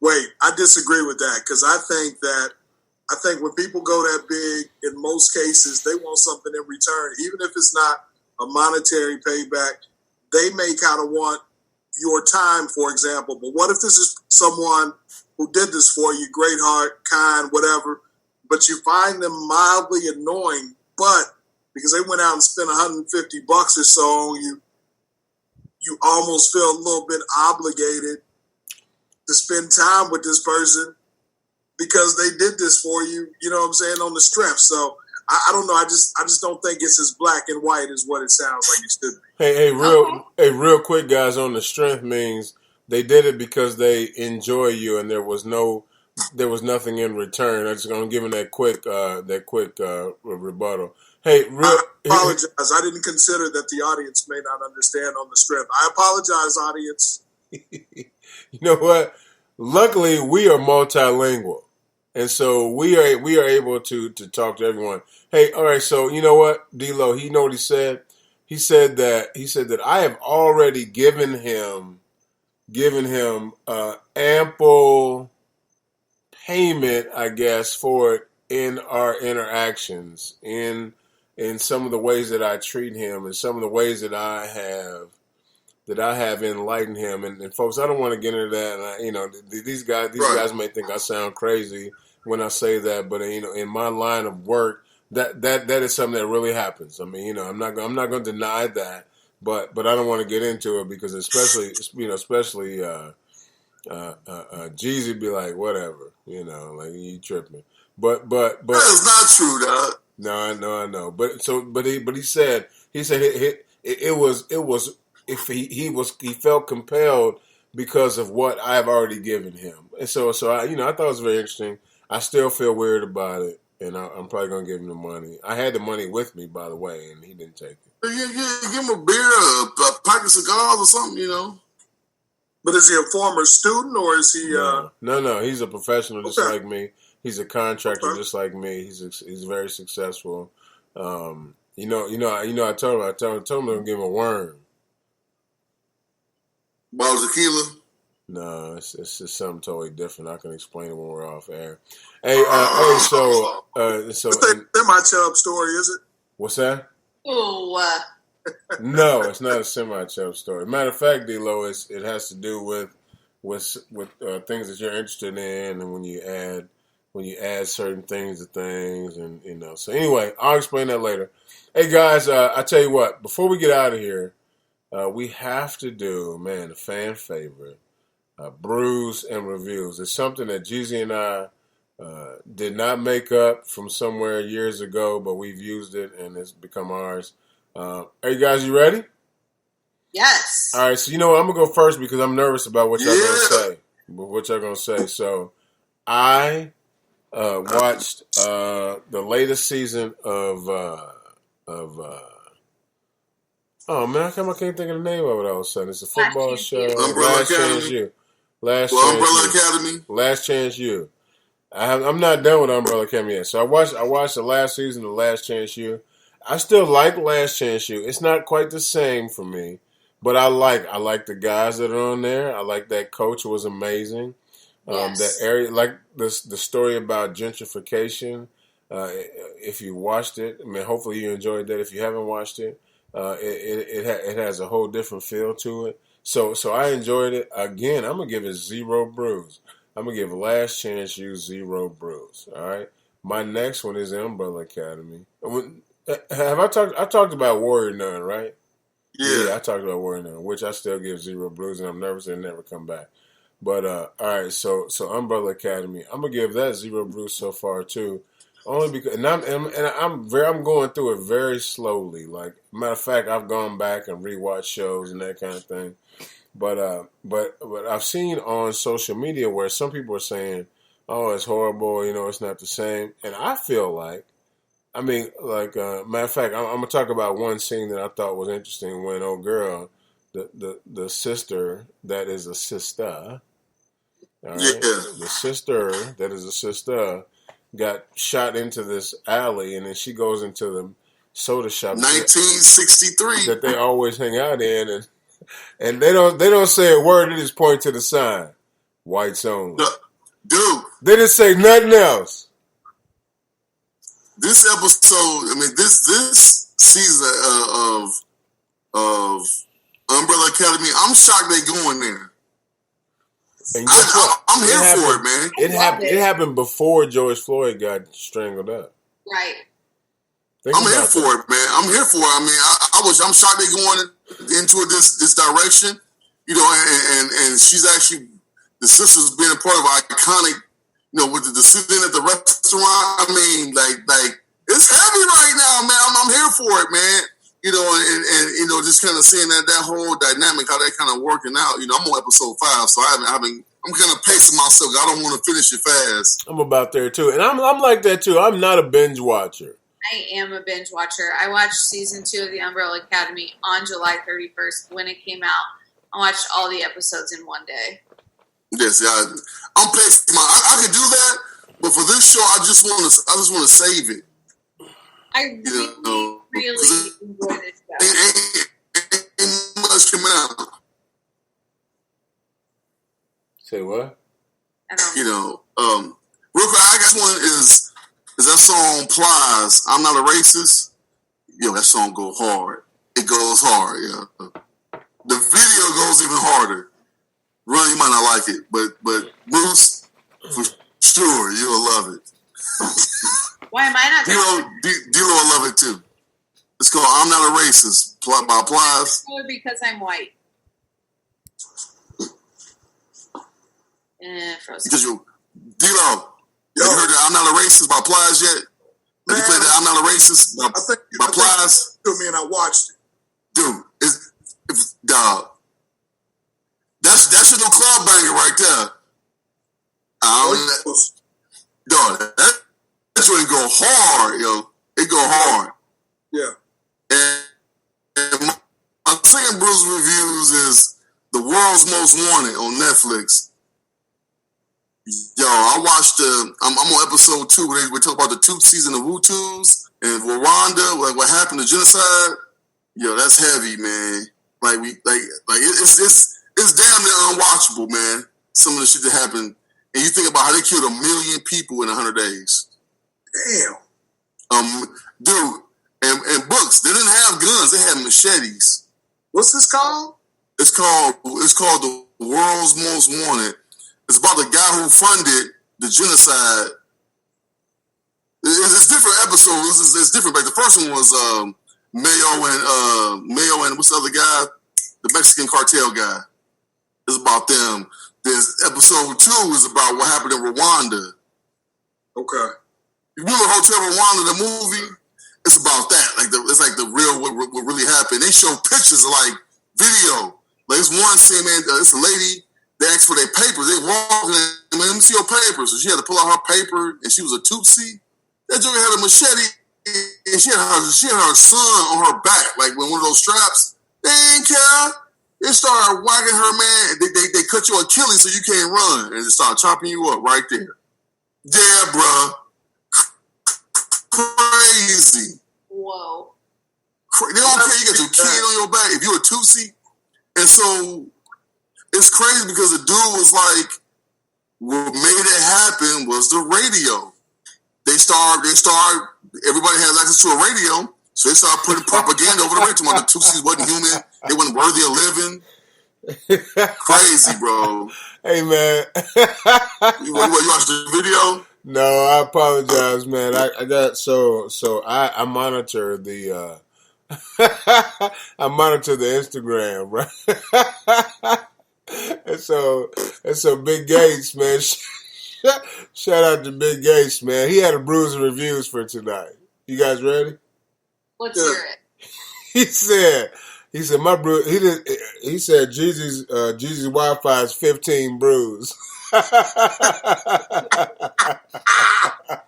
So true. Hey man, Big Gates, man. Right now. Big Gates. It makes it so much better that he's frozen in this moment. Right now. Hey, Big Gates, man. Shout out to you, dog, because that is very, very funny, man. That's amazing. Oh man. Hey man, what's it like down in Texas? My cousin hit me up from Houston down there too, man. He said the weather's getting he said the weather's getting crazy down there. So man, shout out to my cousin. Look, he gone. Like I think he hurt his Big Gates. I think you hurt Jeezy's feelings, man. You shut his internet down, dog. Have his radio show. Oh, there he is. He's back. No, this shit crazy, man. I'm about to shut it down for me. I don't know what's going on. I'm about to run a speed test. See what the hell going on. Yes, sir. Hey, man, Henry's radio show, man. It's Moosic at Big House, man. We got the star of the show. If you're watching, and I think I'm recording, so underneath me, man, is the star of the show. The one, the only, I Just Want to Matter, a.k.a. LGZ in Baku, man. He's in here, man. Barely. He's in here. Barely. I'm hanging on, but I don't know what's going on with my signal, man. Same thing that that was classic right there. That was absolutely classic. He just disappeared. I wish that would have been on purpose. He just disappeared. I know. That was Saturday Night-esque. Like Saturday Night Live-esque. Hey, man, so I tell you what, on my screen, so now we're in a triangle. It's the man below us, man. Man, that smooth voice you hear, man. The one and only D-Lo G. Long Green 400 tonight, and I do got 2 brews and reviews when you circle back. All right, I tell you what, man, the lady of the show, man, the lady in the house, man, the one and only Run. E-M-C.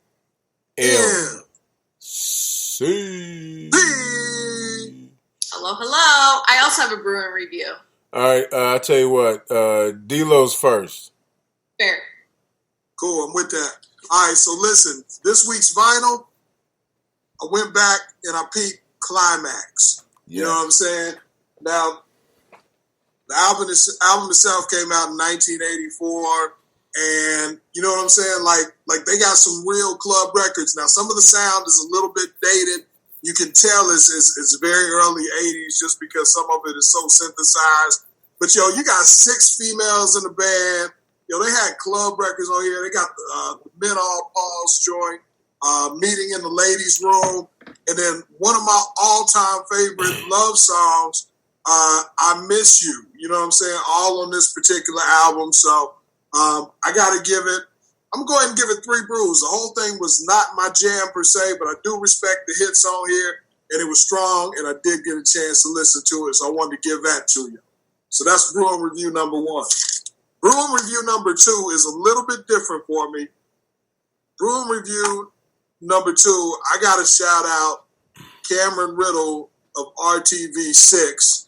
This brother gets 0 brews for an interview that he got with a witness of the Drajon Reed murder situation. With all those cars that were on 62nd and Michigan Road in Indianapolis, Indiana, the public library, which has cameras, nobody has secured any sort of interview with any of the witnesses. The police have not released a report. There have been a lot of delays. Special prosecutors been involved. The family of Drajon Reed only got the autopsy report for the murder, which happened, I think, in March at this point. So, but Cameron Riddle, you know what I'm saying? The brother went out and nailed it. He got an eyewitness interview from someone who was parked at the light, saw the incident from the time Drajon Reed drove to the Ace Lock building, dropped his car off, ran back across Michigan Road, and also saw the police officer chasing after him. The witness said with her own eyes, Drajon Reed was never a threat to the officer, said that the officer tased him. He went down. He started seizing. And after he was down, that's when the shooting started. when his brother was not a threat. And so these are all details that the public in Indianapolis have been waiting for, you know what I'm saying, to know anything, because it seems like Chief Randall Taylor and the rest of the police department aren't being straightforward about what happened in that series of events. But for the brother to finally lock down an eyewitness interview and for us to be able to hear eyewitness account of what happened, what role Drayshawn Reed played, what role the police officer played in this situation, you know, like I said, zero bruise, hats off to him, because it's information that we felt like we should have been hearing a long time ago.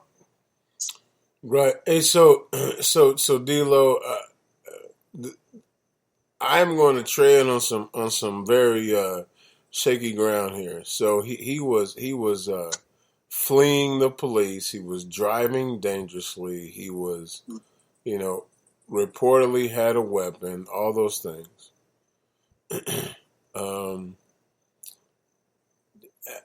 I still understand the outrage, but how should we handle this appropriately? I mean, we certainly have to still keep putting in those calls to the police department, to Ryan Mears, the prosecutor, you know, and pushing for more information and the release of specific details of what happened in this particular situation. In my opinion, you know, Drayshawn Reed was not driving dangerously from what it appeared. Not at all a reason to be shot and killed. Drayshawn Reed did have a weapon. You know, the Second Amendment, you know, identifies us as having the right to be able to bear arms. So, you know, that in itself is not a reason to have been murdered. You know, the key information there for me was the fact that this witness said he was never a threat to the officer. He never brandished the weapon. He never pointed it at the officer, you know, and I think that as a community, we owe it to the life of this kid to keep fighting, you know, for justice for him, because I don't think our elected officials and the people in charge of the investigation and the people who know what happened and the people who gathered all the facts and the evidence on the scene, they aren't telling us anything. We haven't been allowed to see any footage from the library. And that footage, I'm sure, exists. We've not seen any angles of any of that incident that was caught on camera by the library camera. So I think we got to keep pushing, because if we don't, it's just bound to happen again. Okay.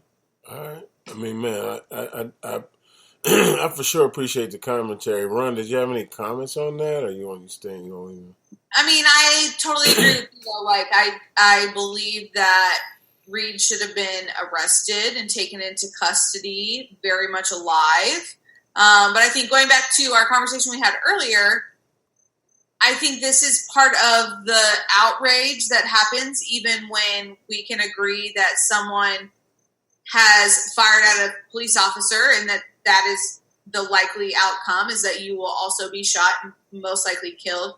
But we hear about these things because when this story first came out, it was he fired at the officer, and then it was, well, we found a weapon near him. And so it's just gone back and forth. And so I think people are sensitive, and it's hard for people who are passionate to believe that the suspect or whoever was killed really did shoot at police, because we've heard this story over and over where, yes, they did shoot, no, they didn't. And then we don't really ever have that information. Okay. All right. Hey, man, I definitely appreciate you guys' take on that. D-Lo, thank you for the Bruising Reviews, for sure. And we had like a conversation with that, man. We miss Jeezy. Jeezy, we miss you, man. You know what? As soon as you get miss on Jeezy. Yeah, man. As soon as you get on the good bandwidth bandwagon, we'll welcome you back. All right, Ron. Yes. So I started a new show on Apple TV. It's called See, S-E-E. And I started it because Jason Momoa's in it. And I'm done with it because by the middle of the second episode, I was like, this is garbage. I am not even going to continue to watch this. Dang. 42 brews. It was, okay, that's drastic. How much? 42, but that's drastic. Dang. 12. But it is just terrible. Jason Momoa, stick to Aquaman. Don't be anybody else. You're not very good at this show. Like, the whole concept of the show is not my cup of tea. I've heard that it's closely related to, like, Game of Thrones, and I know a lot of people love that. I couldn't tell you because I never watched a single episode. Can't tell you if this show's anything like Game of Thrones. But the premise is that a virus wipes out this huge amount of the population, and then everybody who survives it is blind. And so then they've been blind for so many generations that now, like, people just talk about what they tell stories of what things look like because nobody's been able to see it. Aren't you just so captivated? And then this witch lady is getting hunted, and then she gives birth to twins, and plot twist, they can see. So, like, they're supposed to be, like, these wonderful people that are supposed to lead this tribe into a new time. Outstanding. And you gave it 40. You gave it 42 brews for sure. Yeah, I did. It's not good. Don't even waste your time. All right.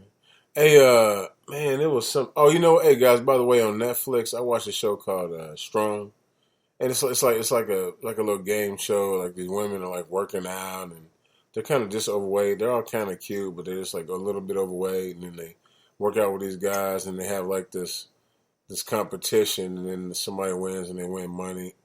I tell you what, a couple times, Moose has something in his eyes. Like, I don't know what it was. Like, you know, I just was feeling. I was in my feelings a couple of days, man. When so and so lost, I'm like, damn, the yellow team, come on, man. You know what I mean? Like, I was feeling it. So I think it's because I'm a little older now. Like, I'm okay with, like, being succumbed to my feelings a little bit. Like, if somebody wins a championship, loses a championship, or gets close to championship, I'm like, oh man, I wish they could have, you know, like, whatever it is. I wish they could have won. I'm glad they won. Oh man, they were so close. Like, it's the same reaction. You know what I'm saying? I'll be like trying to dry it off. I'll be by myself, by the way. Typically dropping friends off at the lake when I'm watching these and tearful, which is really very interesting. That's a lot going on at the same time. And drinking water out of one of these, like, yeah, it's a lot going on. So that's a whole lot. There's a whole lot. Heavy Hitters Radio Show, guys. Hey, man, we lost the star of the show, man. The one and the only No. Black Men's Lives Matter, I think is what he said. I just want to matter. Right. I just want to matter. Right. But we have the two new stars of the show. The one, the only D-Lo G, and the lady of the house. Long Green 400. Yes. Yeah. Oh, I'm sorry. It is Long Green 400. Yes. And then Run EMC, man, who stays that way. All right, guys. I tell you what. Here's how we're going to end the show tonight. Let's hear it. You guys, give me your thoughts, man. I tell you know what? I'm always asking questions and getting you guys' opinion. I tell you what.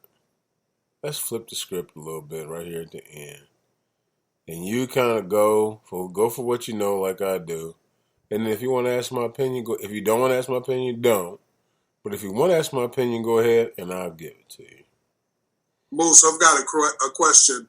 In relation to the title of today's show, what makes a great partner, and what's the best way to approach dating in today's world from your perspective? That's a great question. All right, so today, folks, Moose at Big House, man. Today's show is called "Picking a Partner," right? And one of the reasons we picked is because Biden picked Kamala. What's her last name? Harris. Kamala Harris to be his running mate. And then we also talked about the fact that dating during the damn pandemic is very interesting. Although people are getting married, doing all kinds of stuff, and it's happening, right? All right, so the question was, how does Moose feel about dating, right, during this time? Well, as I stated twice tonight, I would rather lick a raw chicken than kiss a random woman right now, because I know there is a cure for salmonella when there's not a cure for COVID, right? So that's one. That's the first thing. Now, do men and women put their lives on the line to have some sort of sexual contact? Heck yes, they do. There's no question that they are like, they got the dice out. They got the dice out, and they're throwing the dice, and they're like, oh, yes, it's not snake eyes. I made it through this situation. That's even before COVID. Before, right. So now, look, now you throw 2 4s, and you still got to wait 7 days to see if it's going to hit. or matter of fact, 14 days to see if it's going to hit. And so, so that is what adds to the dilemma. So, man, here's what I'm gonna say. You know what? People are gonna do what they're gonna do. You got to be very, very careful. You know what? I think it's weird. I mean, I think dating during the pandemic is very weird. I am totally a part of that. Right? I've been in some relationships during this time, and so I know that it's a weird situation. Guess what you do? You pray a lot and you open up your bubble, or you don't pray a lot and you just open up your bubble because you don't care, right? So one of those two things happens, but you open up your bubble and you move forward, and you kind of see what happens. What should people do? I think you got to be a little smart. You got to be precautionary. You got to understand that, you got to understand viral load. Like I'm all about viral load. Like that, I've been saying that since I learned it. So, so you're gonna have random sex with somebody? Yeah, fine. Go ahead, have random sex with them, but don't be sleeping all up in their face. Don't be kissing them and all that. Right?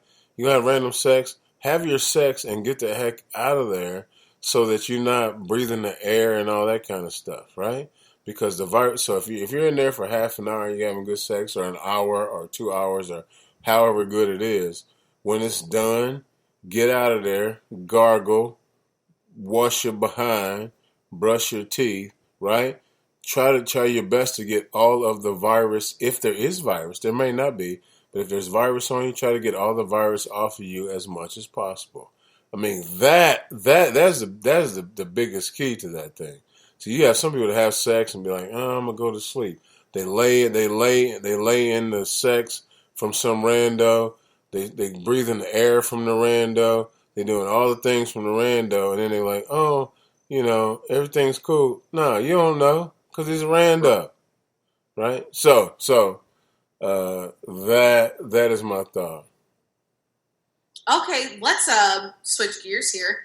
Let's talk about schools opening. We're going to stick on COVID, but let's talk about schools. So we've seen a lot of schools around the country open. I believe in Mississippi there was a school, I'm not sure if it was a building or a district, but they had to close because they had 116 cases in one day. We are seeing a lot of kids and staff members get sent home. How long are we going to be in school? What is the best way to do this? All right, so man, I got a perfect question for this. By the way, you know what? People know this. So Moose does this for a living. By the way, so here's the straight answer from the CDC. If you have a student that exhibits some sort of sick symptoms that would have had before, vomiting, sore throat, headache, all that kind of stuff, guess what? Some of those symptoms are also symptoms of COVID. If they're similar to symptoms of COVID, then you treat it like it's a COVID symptom. So that student goes home as soon as possible from the parent. You're going to track how long the parent takes for them to pick them up. If they have symptoms, then the parent needs to get a doctor's note saying that these symptoms were from some sort of other illness, not COVID. So say you get a COVID test and it comes back negative, then it better be like strep throat, or like I ate some bad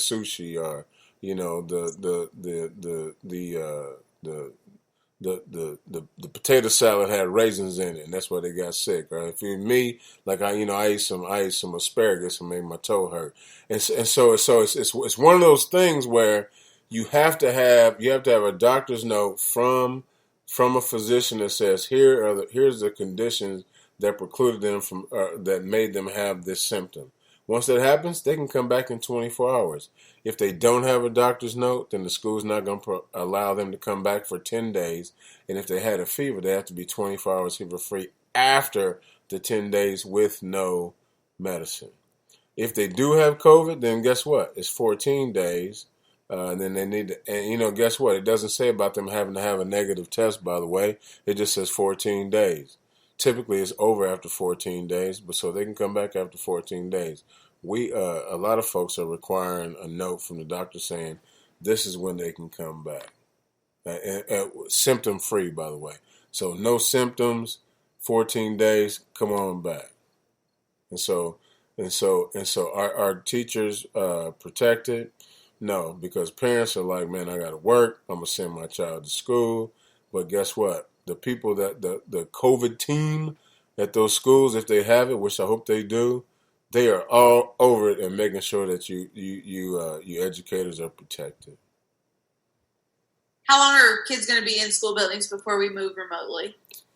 Well, in Indiana, I can't speak for any other city, any other state, but in Indiana, if you have 5 cases of confirmed COVID, positive tests, then the school will be shut down for at least 2 weeks, possibly more, until they can do.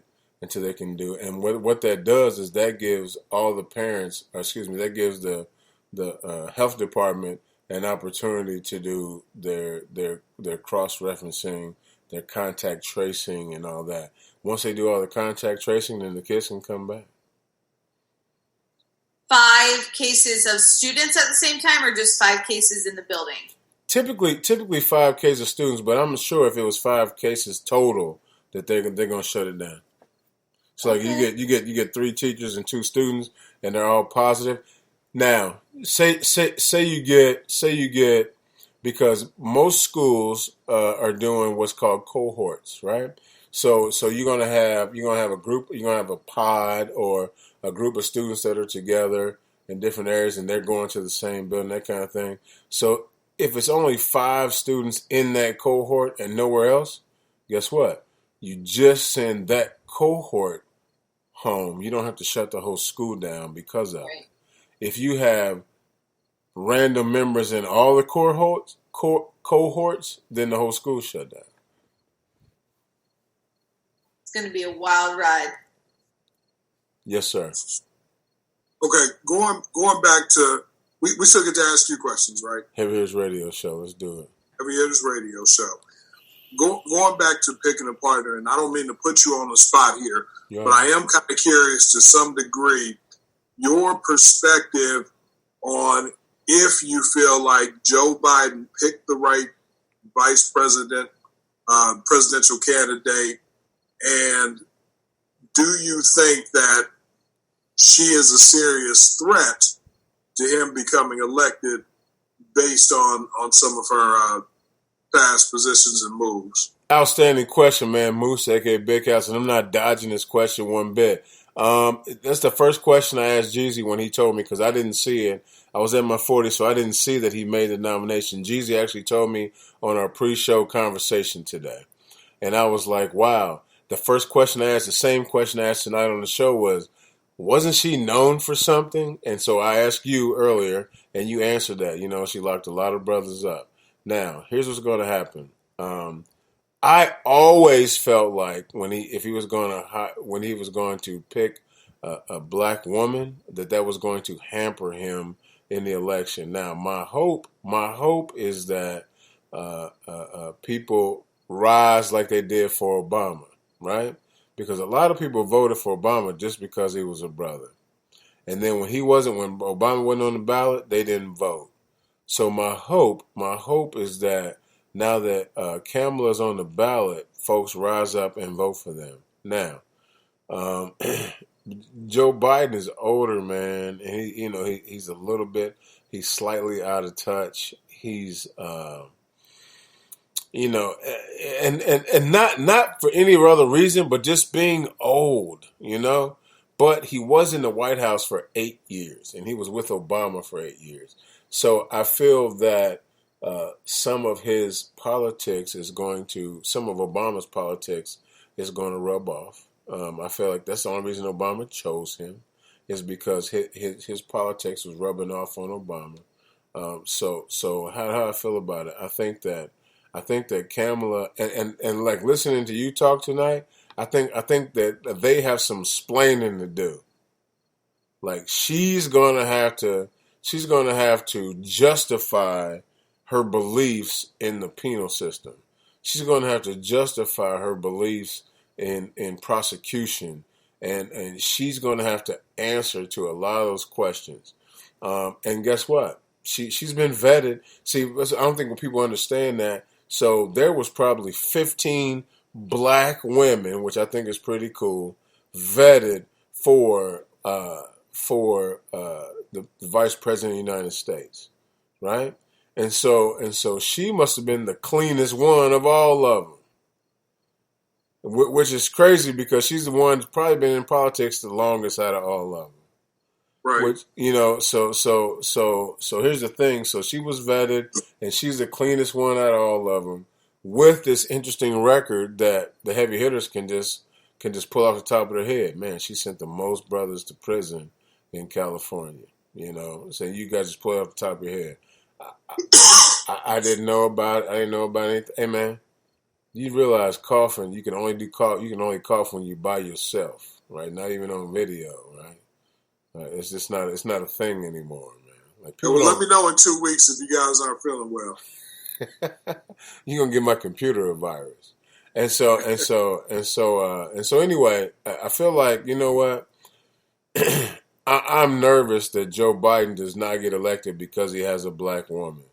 There's gonna be black men that'll be like, "Nah, I ain't with her." Right after what we talked about tonight, there's gonna be. Obviously, all the Trump people are like, yes, we wasn't voting for them anyway.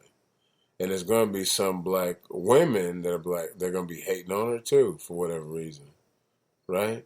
And so I'm a little bit annoyed by it. And if Kanye gets on the ballot, by the way, which I think is a plant, then that's going to take away from Joe Biden and Kamala Harris's votes, which puts Trump in, in a different light for the next 4. I mean, and ironically, I think the thing that kind of saddles the whole Biden and Harris ticket is the fact that they're essentially two people of the same political cloth, in the sense that, black folks already feel some sort of way about Biden and his impact on the crime bill in the 90s. And now to have this prosecutor who's had huge impact on black communities in California, this is tough. But here's my hope. My hope is that they spin it, which that's going to be their job. My hope is that they spin it enough to say, listen, man, we're just trying to keep the streets safe. Here's what was happening. Here's the reason we did it, and going forward, and especially D-Lo. If people just get on their phones like during the middle of a show, like Run is, it won't even matter because they won't be paying attention anyway. I can multitask. You feel me? See, people don't have to worry about it because they're gonna just figure up their mind. They're not gonna pay attention. They're gonna be like, oh, so I got to vote tomorrow. Where do I go? I already have my outfit picked out for November 3rd. Yeah, right. Heavy Hitters Radio Show, folks. Hey, you know what? I used to like smoking cigars, but I feel like I still need my lungs for COVID-19, so I don't inhale this thing. It's a vape. It's called. I'm not gonna tell you what the name of it is because they don't pay us for that. But anyway, I puff on that when I kind of want to smoke. And here's what's funny: in the morning, my throat, I'll be like, I'll be doing all that in the morning, but that's okay. I'll get in the shower and it'll be hot. Nah. I'll be singing my me, getting my voice ready for the day. Hey, Heavy Hitters Radio Show, man. Hey, you know what? I'm sorry. You really sing like that in the shower in the morning? I do not. Typically, my sister will call me early and she'll go like, "What's the matter with your voice?" And I go, "You know what? I haven't talked. Remember, Moose is on the loose. So a lot of times I'm by myself. So I haven't talked. It'd be 7, 8 o'clock before I even say a word to somebody. Matter of fact, yeah, it'd be later than that. I haven't said one word because I'm not singing. I'm not saying nothing. And if I stub my toe, I'm like, oh, shoot. I don't say shoot, but I just don't want to say pineapples. But, that might happen. But typically, I don't say a word the whole time I'm doing my morning routine. Zero utterance. Matter of fact, maybe tomorrow I'll just start talking to myself. Maybe I'll talk to Chuck Lofton, who's on WTHR. And I'll say, Chuck, you don't need to say cotton picking. That's not cool. Yeah. I sing in the morning. Like, I play music when I'm getting ready.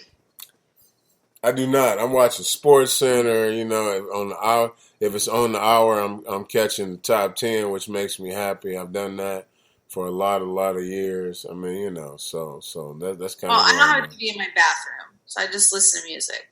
Well, I am watching television in the oasis of hope. Sometimes it's Tupac and sometimes it's Hamilton because I'm a complex person. But today was Tuesday, so it was Tupac Tuesday. So, yeah. Outstanding. Hey, Tomorrow, man. I think it might be Goody Mob Wednesday. Okay. Okay. One of my favorites. Who's that peeping in your window? Bye. Nobody now. All right. Anyway. Hey, folks. Heavy Hits Radio Show, man. You're listening live, man. This is Moose, a.k.a. Big House, man. I love y'all. I missed y'all. I was gone last week. I was tired. But we back this week, you know what I'm saying? We're going to try to do what we can do. Man, hey, Big Ten, what the heck with football, dog? Thumbs down, man. 52 brews that Big Ten football's canceled. Yeah, I can't even believe I waited this long to say something about it. But. Yo, I think Ohio State was planning to hang 100 on Michigan. Pineapples. Fighting words. Woo-hoo. Bad. Deal's asking for all I'm going to say is loose sandwich. That's weird. Yo, Harbaugh up there telling on people. All I'm gonna say is, man, my sister from another mister gave me a new mask today. As you can see, it's go blue all the way. So we're not trying to hear that. I did hear that story. That scenario. Hey, this is a hanger, by the way, guys. This is a hanger, and this is chin. I'm chin right now. I'm hanger right now. It's a chin guard. Thanks for explaining the difference. Those are styles, man. Those are styles. All right. Anyway, because I'm home by myself, I don't have to wear a mask. It's for the most part COVID free in here. I think maybe it ain't quite been so many hours since somebody's been here, but it's close. Hey man, I tell you what, Heavy Hits Radio Show, man. We appreciate y'all. Check us out. We're on Instagram at Heavy Hits Radio Show. We're on Facebook at Heavy Hits Radio Show. We're on Spreaker at Independent Radio, and then all our shows are on there. You can check out all the ones we've done in the past and the ones we do currently. We're on your Apple Podcasts. We're on your Stitcher Radio if you have one of those other phones. I can't think of the name of it. Whatever it is. Android. Yeah, if you're on Android, we're on Stitcher Radio. We're on your iPad. Again, podcast. We're on there, man. We're on iHeartRadio and all the fancy ones. I think that's really cool. iHeartRadio, you can catch us on there, man. If you know us, we're on iHeartRadio. Outstanding. You can also we're on Twitter, which I haven't done much with it, so I need to. We're at Heavy Hitters. Underscore. See, and I'm not even excited about it because I haven't done much with it, so I need to figure that out. I need to link it to something so that I can post on there all the time. But anyway, man, we're out there. Check us out. It's still cool to say. Yeah, you're right. And it's tradition. Hey, man, so listen, we're out there. Check us out. We're coming live. We have been to some of the great events in our city. By the way, D-Lo, well, we were at Hovey Street a couple weeks ago, talking to those folks. We have been in touch with the Vice Lords, the El Rukins, the Black Peace Stones, the Gangster Disciples, or what's called, better known as Growth and Development, the new African Black Panther Party, and the Black Panther Party movement, which is a different situation. So, man, you know what? If you talk about being connected, we connected, and we're just trying to help. We got a world famous ally with us, which is Ron, and then we got some brothers that are silly, but mean the best, and that's where we are. All right, D-Lo, you got any words to close us out? Yo, roll up and keep your head up. For sure. Ron? Put your mask on. Wash your hands. Hey, man, I don't know. Then put your mask on. What'd you say? Wash your hands, then put your mask on. Yeah, man. You know what? I couldn't imagine being in my bed and somebody breaking in my house, right? And then when they break in my house, I'm open fire on them because I'm a licensed gun owner. And then I miss them, and then they open fire on my girlfriend 22 times, hitting her 8 times, and they kill her.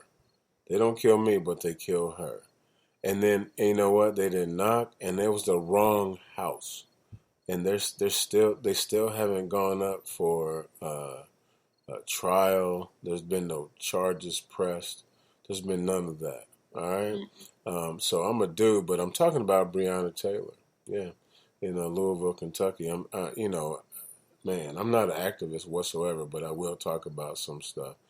Please believe it. I think that this is Moose, aka Big House, and all we're looking for is unity. We're not looking to control nothing. We're not looking to be in charge. Matter of fact, people talk about reparations. I don't care nothing about that. I want to be treated like a pilgrim man, my same age, doing the same thing. That's very simple. Yeah. Very simple. I want to be treated the same, and I don't feel like that happens. Okay? And that's all we're looking for. I would like to add just one thing. It's been 151 days since Breonna Taylor was murdered, so day 152 seems like a good day to arrest the cops that killed her. HHRS Radio Show. Remember, we are where you are. So get comfortable.